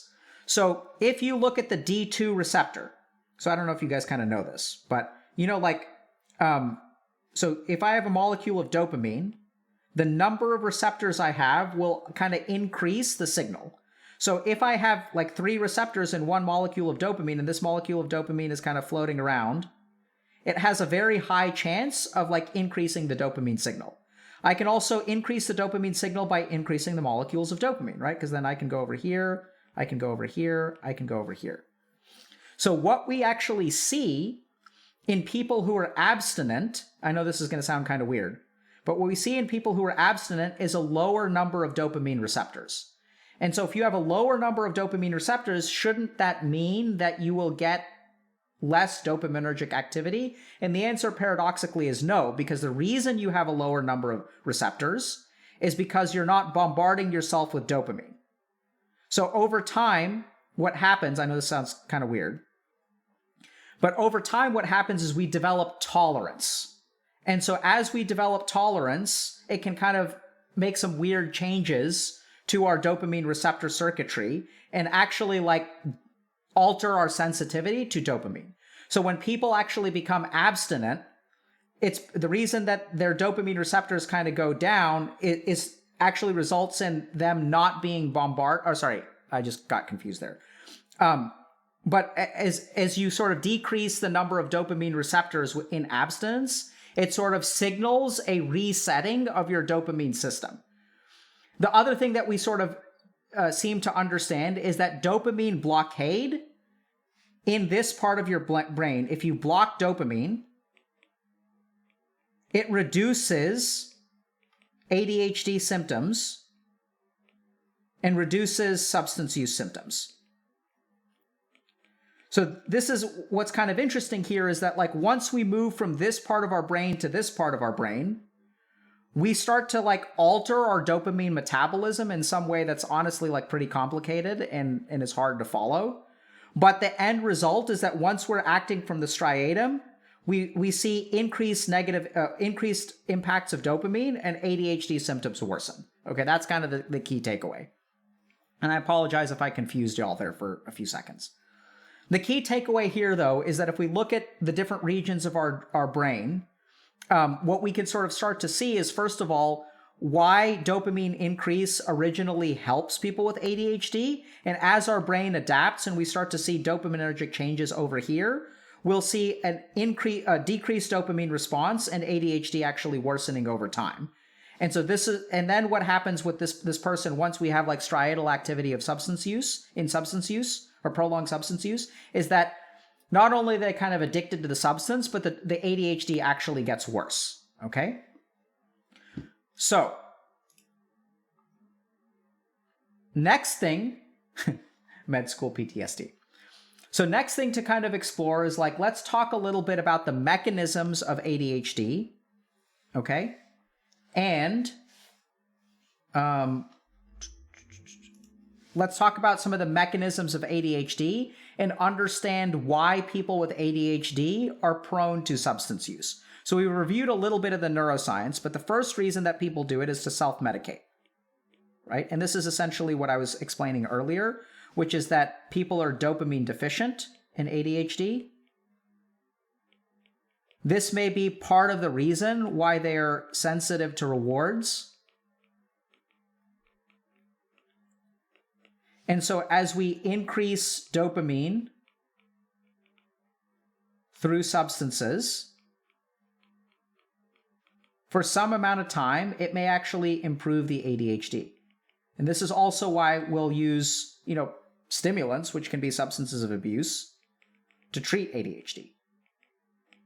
So it kind of makes sense, okay? So first reason is self-medication. The second reason is a little bit psychological. Okay, so this isn't something that we really understand the neuroscience very well, but this is something I've observed as a clinician. And we'll talk about this maybe in a future lecture. So ADHD is associated with a lot of shame. Okay, so this is what happens in people with ADHD. Like, you're smart, you're smart. You look around and there are other people that are able to do normal things. People that are stupider than you are, that are able to do normal things, and you can't do those things. Despite your IQ, you can't do those things. Despite all of your potential, you can't do those things. Despite being in gifted and talented classes when you were in the 3rd grade, you can't seem to focus your mind and pass a single exam in high school. So what happens in ADHD is people don't understand that they've got ADHD. So what happens is that they just feel like they're busted in some way, and they feel like they suck at life. They don't really understand, because the other problem that we see in ADHD is that oftentimes people have high IQs and they develop compensatory mechanisms. So what that means is that despite your ADHD, you basically use like some kind of weird IQ compensation to make it so that you can function semi-normally. But this IQ compensation, it's sort of like, I have a flat tire, but I'm so strong that I can just push the car, which like allows you to go 15 miles an hour when everyone else is going like super slow. So you're like exerting a ton of effort to ultimately get something that's kind of normal despite a very heavy handicap. And over time, these compensatory mechanisms no longer work.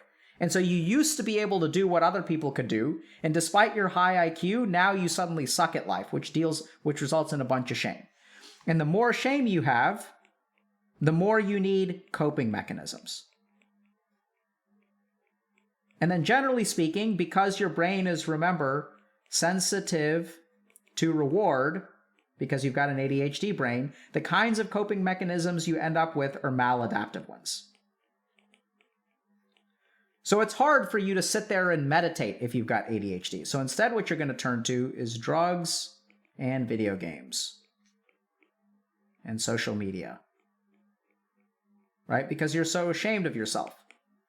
So this is kind of the second place where drug use comes in, where generally speaking, what drugs do, I kind of think about them like clinically as an escape. And so ADHD gives people's minds things to escape from. Right? Because in my mind, like, I'm an idiot. Like, I should be able to do it, but I can't do it. So I need to run away from that. So I get prone to drugs. And so then the third thing, which I'm sort of separating out, even though it's kind of, maybe under self-medication, is that I do think that there's a neurovulnerability here, which is important. So like I've kind of outlined, there are a lot of things about the brains of people with ADHD that are a little bit different. Their sensitivity to reward, their inability to inhibit impulses. And so what this kind of results in is, like a vulnerability to substance use. So a vulnerability to substance use disorders. So if we kind of look at like, why these things correlate, there's definitely this self-medication kind of hypothesis. There's a psychological component. And basically like your brain has substance use. If we kind of think about it in video game terms, like you've got fire resist and ice resist and lightning resist. And like substance use disorder or addiction resist for ADHD people is like minus 50%. So you're kind of born with this inherent trait of like having minus 50% addiction resist. And so this is why people with substance use disorders or people with ADHD, why like half of them have substance use disorders. So then the natural question is, okay, Dr. K, what do we do about it?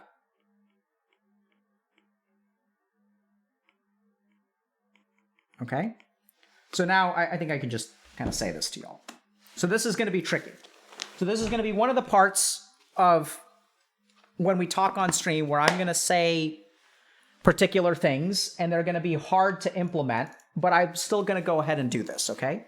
So a lot of times here on stream, what we try to do is give you guys easily accessible solutions that like you can do it in 5 minutes or 10 minutes. This is one of the cases where actually what I really want to do is not give y'all an easily accessible solution, but a plan of attack that unfortunately is quite difficult. The first thing that you've got to do is stop separating out substance use from ADHD. And this is really important. So a lot of people that I work with who have ADHD will say, oh, Dr. K, I have, I have trouble with motivation, right? Like I'm so ADHD, like I have trouble in school. I have trouble with motivation. How do I get motivated? How do I find out what I want to do in my life? And they mentally separate out the fact that they smoke pot every day from like these problems. So they're like, oh no, I'm lazy. It's not like the pot, like I'm lazy. It's not the alcohol. It's not the video games. They're not a causative factor. They aren't the reason I'm lazy. They are the result of my laziness, right? So it's kind of interesting, but if you have a motivational problem, if you have ADHD and you use any kind of substance, okay, marijuana, alcohol, stimulants, even video games, you have to understand that as long as you're using that substance, all of this cycle is going to be going on in your brain, and you're really not helping your brain to achieve motivation. So anytime you have a comorbid disorder, so this gets into the idea of dual diagnosis. So when you've got depression and alcohol addiction, you can't deal with either of them on their own. Because if you've got depression and you're depressed, it's going to make it far easier for you to reach for like booze. And if you drink all the time, your brain is going to be more prone to depression. So like you can't separate out these problems anymore. So like it's kind of harsh, but like I've heard so many people who will say, oh, my problem is motivation, laziness, or ADHD, or it's this, but it's certainly not the pot. Like that's fine. Like, haven't you read all the research? Like pot doesn't make you stupid or pot doesn't cause this. It's fine. Like it's being legalized. It's like safe. Like I like it. I enjoy it. It's good. And I hate to break it to you, but if you're using any kind of substance and you have problems with ADHD, those two things are going to be, the substance is going to be contributing to the problem, like 100%. So first thing you've got to do is stop separating out the substance use from all of your other problems. Your problems are not going to get fixed as long as you're using substances. Okay? Maybe a little bit of a hyperbole there, but honestly, it's been my experience as a clinician that like you've got to take the substance use seriously. So what that practically means is you got to get sober. So if you really want to fix this, you have to start by getting sober. And I know that that's not easy and has its own challenges. But the simple truth is that if you're using substances and you've got ADHD and you think the problem is ADHD, you got to get sober. The second thing is that you have to deal with the shame of ADHD, right? So this is a psychological thing. Getting sober is more about neuroscience, right? So it's about resetting your dopamine and stuff like that. But you got to deal with the shame of ADHD. So this is where getting into therapy is a very good idea. So oftentimes when I stream, I will talk about how coaching is fantastic and you should sign up for coaching for reasons A, B, and C. This is one of the cases where I'm seriously going to say, if you have a substance use disorder and you have ADHD, don't sign up to see a healthy gamer coach. Go see an actual dual diagnosis clinician. Go to someone who can help you with ADHD and substance use. Because you've got to do the therapy, right? You've got to deal with that shame, which causes you to reach for the substance of abuse. The third thing that you've got to do is do a dopamine detox. So this is going to be very hard for someone with ADHD, because remember that your propensity for boredom is going to be like, your tolerance of boredom is going to be super low. But the unfortunate thing is that you're kind of handicapped, you're stuck. Because if you're using the substance and you have the paradoxical effect of dopamine in the striatum, which is that over time you're decreasing your dopamine usage, and remember that low levels of dopamine are correlated with ADHD, which means that your substance use is literally making your ADHD worse. So you've got to not only get sober, but do a dopamine detox and give yourself a chance to reset whatever that dopamine circuitry is, so that you can start to like respond in kind of healthier ways. Okay. And then the fourth thing that you've got to do is meditate. So I know we talk a lot about meditation on stream. We say it's like really good for all kinds of stuff. The reason I include it here is because all of the solutions to this are basically removing bad things, right? It's like getting sober, going to therapy, doing a dopamine detox. It's all removal of stuff. It's all restriction of stuff. So the one thing that you can really do to like it's something that you can actively do, it's not getting rid of something, is meditate. And there's good evidence, overwhelming evidence, I would say, that meditation strengthens your frontal lobes, right? So that's where we go back to the idea of the prefrontal cortex. It strengthens things like your ability to control impulsivity. It strengthens your capacity to inhibit things, like inhibit impulses.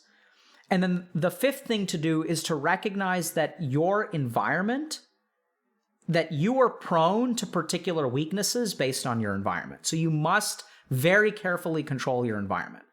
So let's remember, what are the 3 vulnerabilities for people with ADHD and substance use? So you're more impulsive, right? And you can't control it's difficult to inhibit behaviors. So if you are in a situation where there are going to be notifications and things pulling at your attention is going to use any excuse it can to not study. So if you give it any kind of excuse to not study, it will get distracted as easily as possible. So what I say very practically for people is think for a second about all of the things that could distract you from studying. So notifications on your phone, access to Reddit, being able to alt tab, using a laptop even, right? So using a computer or using your phone for schoolwork, because all of those things are going to make it easy for you to get distracted. So if you want to be effective, what you really have to do is control your environment, because remember that you have like a high level of distractibility, right?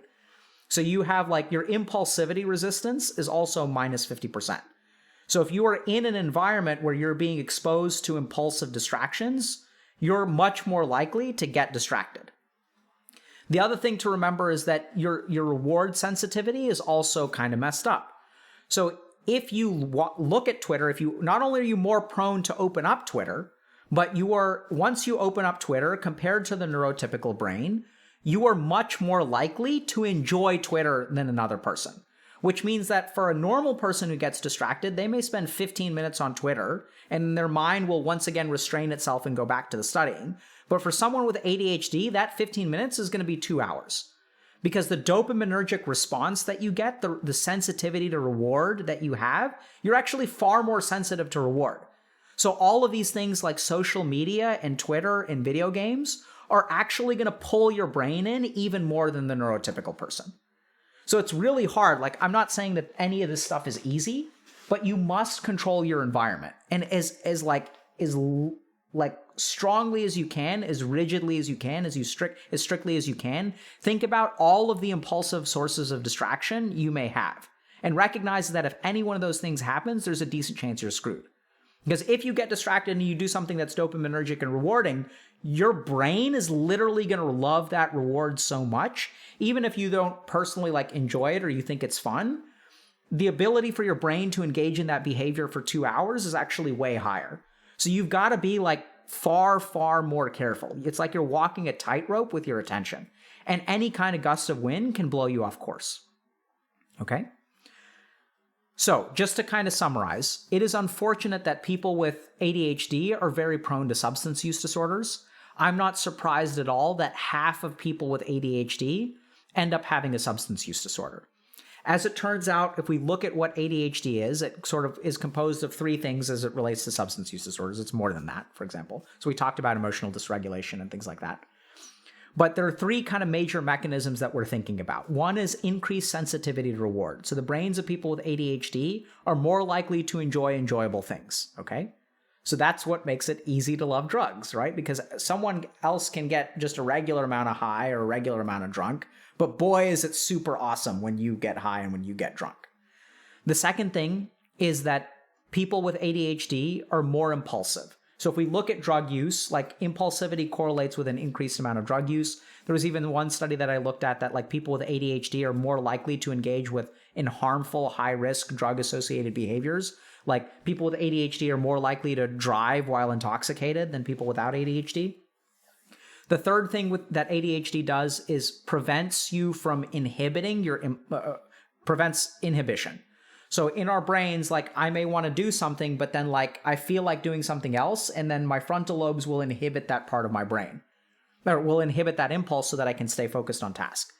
So the combination of being able of dysregulated inhibition, of impulsivity, and sensitivity to reward really make it easy to fall into drugs. A quick summary of the neuroscience, and there's kind of a couple of key takeaways here. So the first is that people with ADHD have some kind of problem with their dopamine circuitry, and that low levels of dopamine are correlated with high ADHD symptoms. What that means is that when you use drugs originally, it'll actually increase your dopamine, and I suspect that a lot of the reasons that people with ADHD use drugs is because it actually offers some element of self-medication. The problem is that if we look at chronic drug use, originally drugs activate dopamine levels in the prefrontal cortex and other parts like our mesolimbic system and via the nucleus accumbens. This is called the mesolimbic pathway. I didn't really get into it. But over time, when we use substances, our brain adapts and it affects the levels of dopamine in other parts of our brain. So we start to see a shift from those circuits to the striatum. And once you're into the striatum, we actually see a drop in dopamine with drug use. And with that drop of dopamine with drug use, we see worsening of ADHD symptoms. So people get into it originally out of self-medication, but then it ends up self-sabotaging. The second reason that people with ADHD reach for drugs in my clinical experience is because of the high amount of shame and like, I suck at life because I have ADHD. Very common and unfortunate experience. And then there's another set of neuro vulnerabilities that we've kind of talked about that sort of make you prone to substance use.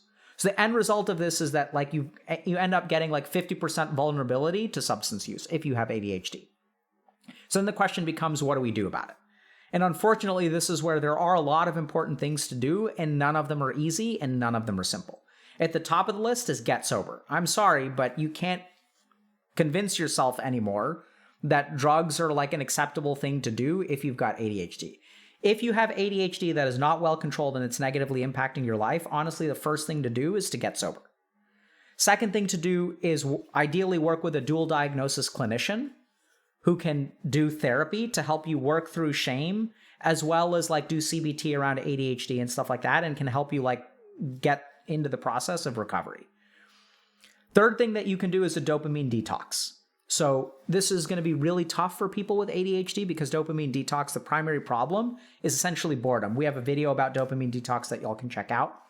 But dopamine detoxes are going to help you reset your dopamine levels, hopefully adjust that D2 receptor level in the striatum. And once that reset happens, hopefully the ADHD will get better as well. And like that sensitivity to reward stuff will sort of get normalized some. And then the last thing, that was third thing, right? So fourth thing to do is to meditate. So meditation has been shown to strengthen the frontal lobes, improve things like impulsivity, improve things like your ability to inhibit distractions and focus your attention. And then the fifth thing to do is control your environment. So this is crucial because you do have impulsivity vulnerabilities. You do have distraction vulnerabilities. So if your environment is like a normal environment, other people may be able to not get that distracted, or if they do get distracted, they'll spend 15 minutes on Reddit before they go back to studying. Whereas your sensitivity to reward is so like out of whack that if you start on Twitter, your brain is going to love it so much that you'll lose 2 hours before you realize it. So you must be very, very strict about your environment if you are trying to do work. So I hope that's been helpful for y'all. I think unfortunately ADHD and substance use are two of the most challenging conditions to try to build a healthy life with. It's so hard because so much of our society is like, how can I say this? So much of our society preys on the vulnerabilities that the ADHD brain has. And as technology is getting more robust, as, you know, these mega companies and video game developers are like paying people millions and billions of dollars to figure out how to engage your attention and increase user engagement, it's just preying on the ADHD brain even more and more and more. So it's really unfortunate that it's honestly like quite an uphill battle, but I don't know how to simplify it. I mean, I think our goal here at Healthy Gamer is to help y'all with this stuff. And helping y'all with this stuff starts with like an honest assessment of like where we are, right? If you want to overcome cancer, sticking your head in the sand is not how you do it. It involves surveillance. It involves diagnosis. It involves prognostication. It involves understanding what's the hill that we have to climb. And even if it's a super high hill, we have to really acknowledge that and understand like what we're getting ourselves into, because that's going to be ultimately how we come up with the best sort of plan. Questions?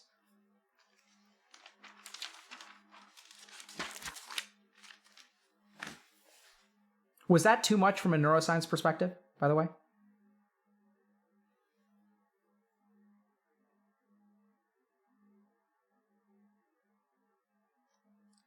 I didn't. Okay.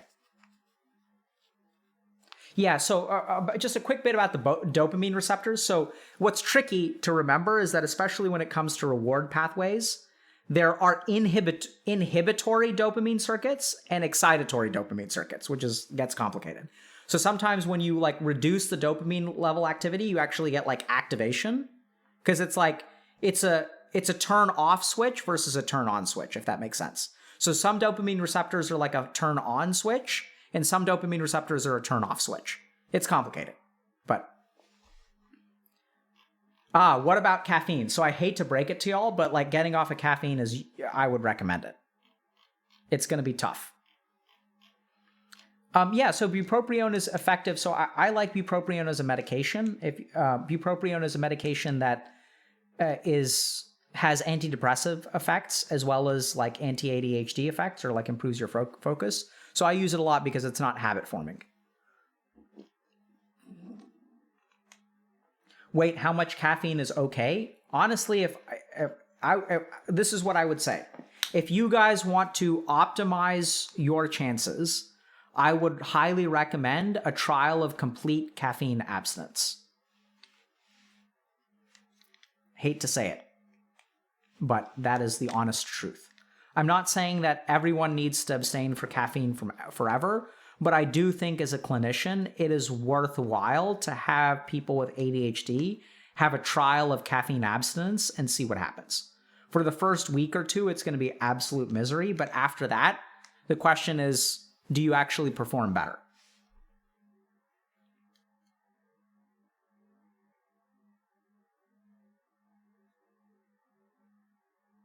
Includes tea. So this is where, you know, with things like caffeine and stuff, there's a lot that I didn't include.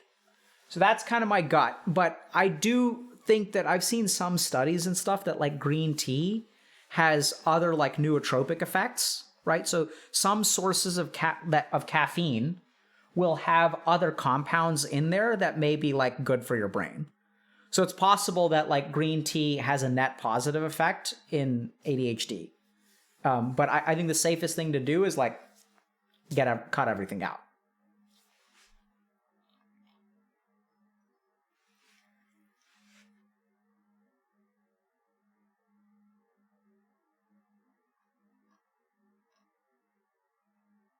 So someone's asking, what would I recommend instead of caffeine? I've got 2 kids that I've got to keep up with. So I hear you. I've got 2 kids as well.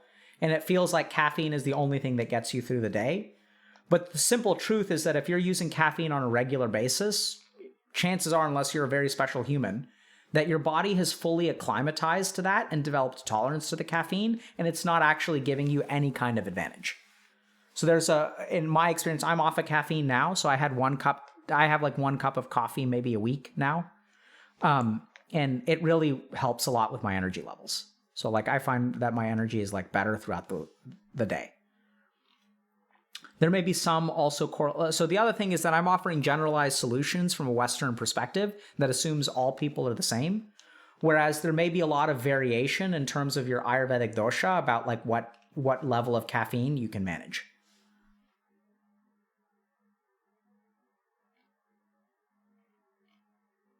So people are asking about atomoxetine. So atomoxetine, I think, is a good medication. I think it's first line, if memory serves, it's first line medication for ADHD in like adolescence. Part of the reason for that is that stimulants are correlated with decreased appetite and like potentially weight loss, which you really don't want you want like adolescents to be like eating normally and putting on weight and stuff. So I think last time I checked, atomoxetine's good, but that's definitely something to talk to a child psychiatrist or your psychiatrist about.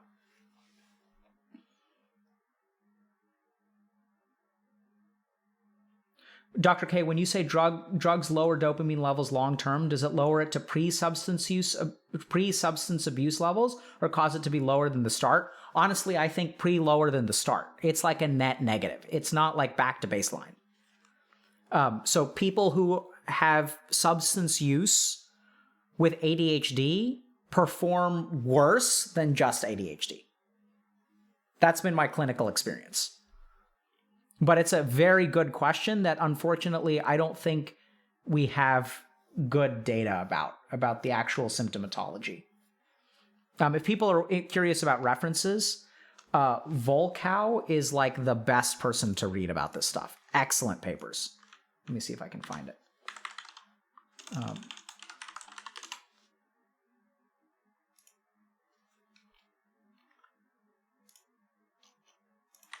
Volkow addiction. Yeah, so it's Volkow MD, ND. Nora D. Volkow, I think, is the best researcher in neuroscience of addiction. So you guys can check out. So here's cannabis addiction in the brain. It's a fantastic paper. Did I send that?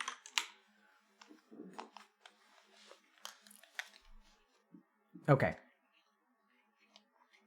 What's my opinion on the use of nicotine gums? Generally speaking, it's good to use nicotine gum if you're trying to get off of vaping and smoking, but you shouldn't use nicotine gum on a regular basis.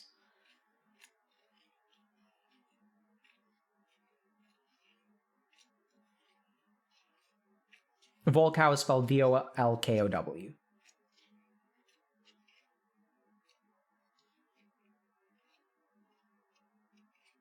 So what's the connection between ADHD, depression, and anxiety? So that's something that I'll probably teach separately. So we have a series of ADHD kind of lectures, for lack of a better term. So one was on ADHD and emotional regulation. Someone was asking, I have ADHD and it seems like when I get pissed in League of Legends, boy, do I get really, really pissed. What's up with that? Turns out that it is your ADHD that's making you more prone to be pissed. The second lecture was on ADHD and substance use. Our third lecture is going to be on ADHD and depression and how that works.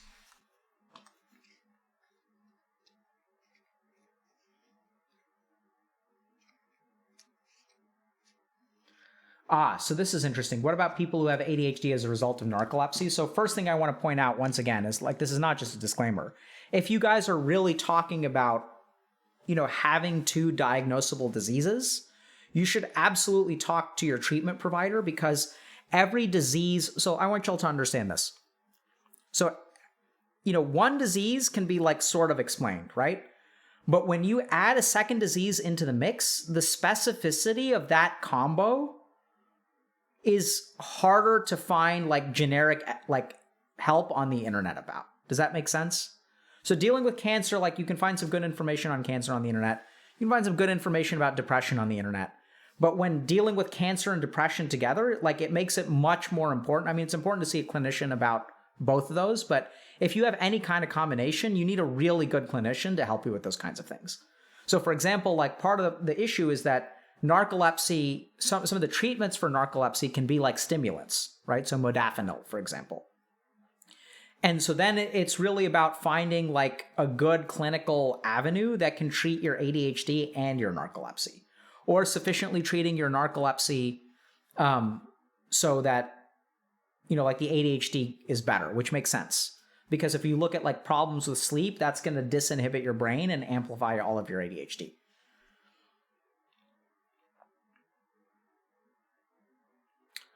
Experience on patients with microdosing shrooms, I don't think it's a good idea. I think it's like not good to microdose shrooms, in short. I know a lot of people like to do it. Part of the reason that people like to do it so much is because it makes the stresses of life so much easier. But like, I don't know, man, there's no real long-term data on what happens if you microdose shrooms. There's not even really good short-term data on microdosing shrooms. I know a lot of people are big fans of it, but I just don't know. I don't know what it does. Like, we just don't know. Right? So I think like go to the evidence as much as you can.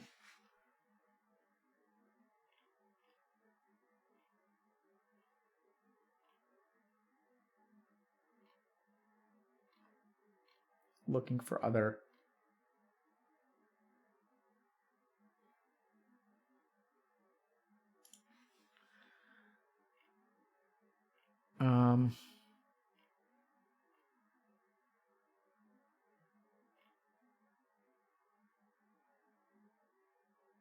So how to distinguish between ADHD versus PTSD on inability to concentrate and poor motivation? Chat, look, this is what I'm saying. Like, you guys need to see an actual clinician, right? So let's remember that concentration and attentional problems are symptoms. They're not diagnoses. So you can have impaired concentration and motivation as a result of ADHD, as a consequence of major depressive disorder, as a consequence of bipolar disorder, as a consequence of a substance-induced mood disorder, as a consequence of PTSD. So this is why, like, y'all should see an actual clinician, right? Because a lot of the goal of a clinician is to help you figure out what is the source of this actual problem. Okay, you have difficulty concentrating. There's a differential diagnosis of that.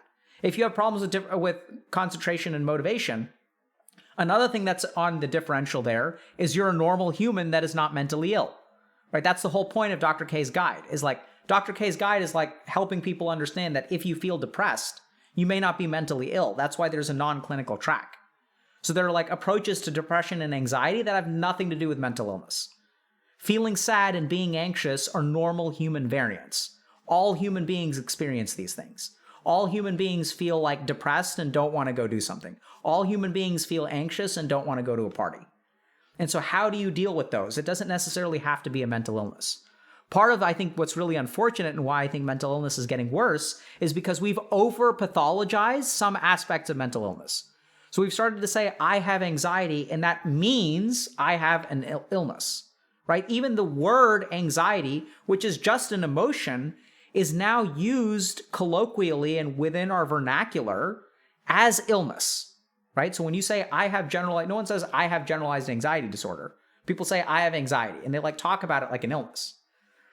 So understanding this stuff is like really important, and understanding that concentration and motivation have a differential diagnosis and many potential problems.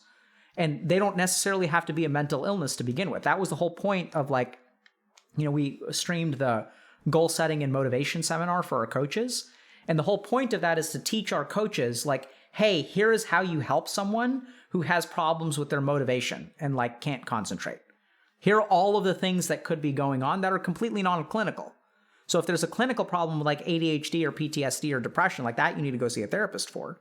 But then there are all kinds of non-clinical contributions to like poor concentration.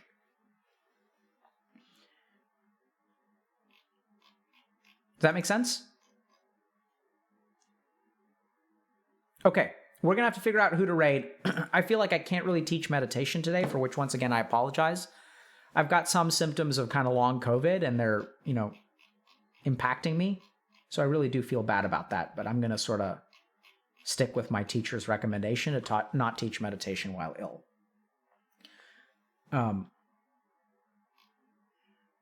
Who do y'all want to? Rich? Let's do it. Let's raid Rich. Okay, so once again, thank you all very much for coming today. I know we did a couple of longer things, so hopefully that was useful to y'all in terms of like stuff about ADHD, about communication, about veganism and libido. So I hope y'all enjoyed that. I think a couple things to remember. We've got about 90 group coaching spots left. If you guys are interested in that kind of thing, remember that group coaching is really oriented at sort of helping people with accountability, exploring issues in a co-op mode, and actually like tackling a couple of things like communication skills. So I do think, for example, if y'all have like narcissistic parents or you want to, talk about like vaccines with people, practicing that script of how to convince people is like literally something that people in group will like learn. So we'll teach you how to be non-judgmental. We'll teach you how to be compassionate with people that you disagree with. So one example is I got an interesting case from one of our coaches that they were saying like, half of the group wants to like give each other like tips and solutions and life hacks. So half of the group thinks it's really helpful to like share information and like book recommendations. The other half thinks it's a waste of time. What do I do about this? So then we like talked to the coach, and then like the coach went to the group and like facilitated a discussion where two sides of the group disagree. But how do you have a discussion to where like you can get everyone on the same page? So there's a lot of like practical conflict resolution and things like that happens organically in groups. You're going to learn how to interact with other human beings in like a healthy way. You're going to learn how to become aware of your own emotions and like what's going on. So other examples of that is like, I want to speak here, but I want to be like polite. So I'm going to let other people speak. So how do you navigate those kinds of feelings and like practice advocating for yourself so that you get the time that you deserve within group? How do you overcome the idea that, oh, like other people deserve to talk more so that like, because their problems are real and mine are not real. So those are all the kinds of things very practically that you'll get from group. So if that's kind of useful to you, if that's interesting to you, by all means, sign up for group. And last kind of announcement is that streams are going to be kind of random for the next week or so, and then we may not be streaming at all. I'm going to be doing a secret project in a different part of the world. So we will do our best to kind of check in when we can. But, stay tuned to our Twitter and Instagram for like notifications about when we're going to stream. There's a decent chance we will not stick with our regular streaming schedule for the next week at least, and probably won't stream for the 2 weeks after that. So if they're going to be streams, they'll be kind of random. I'll just be like checking in. I don't know that we're going to do something formal. We may try to do an interview or two next week. I think we're going to do our best to have an interview on Friday. But, we'll do our best. It'll just be because I miss you guys and I'm kind of showing up randomly on the internet. It'll be like probably kind of chill. Okay. So we'll see you guys. Someone saying, answer my question, please. What was your question?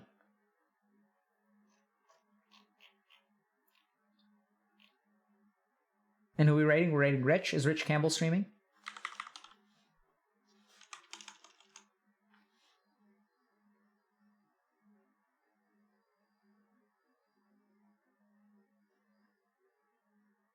I don't even remember who it was. Answer now, Madge. I don't know. I don't know what was the question, chat. Did y'all see that person? No, I can't even type anymore. What did I do? What was the question?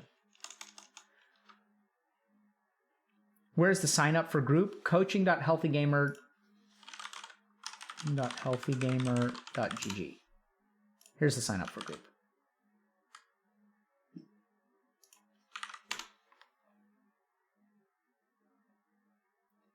Can we, I think Perma Pepe Hands, can we sometime talk about how neurodevelopmental disorders afflict people and why? Sure. This was his question. My family won't get me help. They get really angry at me. That's not a question. But I'm sorry that you're in that situation. That they won't get you help. I think, there are some ways that you can get help on your own, even if your family isn't supportive. It depends a lot on what country you're on. But what I would say is, first of all, like there are things like the Open Path Collective. I don't know if you guys have heard about this. So this is a group of people, therapists in the United States. If I still did therapy on a very regular basis and was accepting new clients, I would love to join. But I just work with my own set of broke gamers.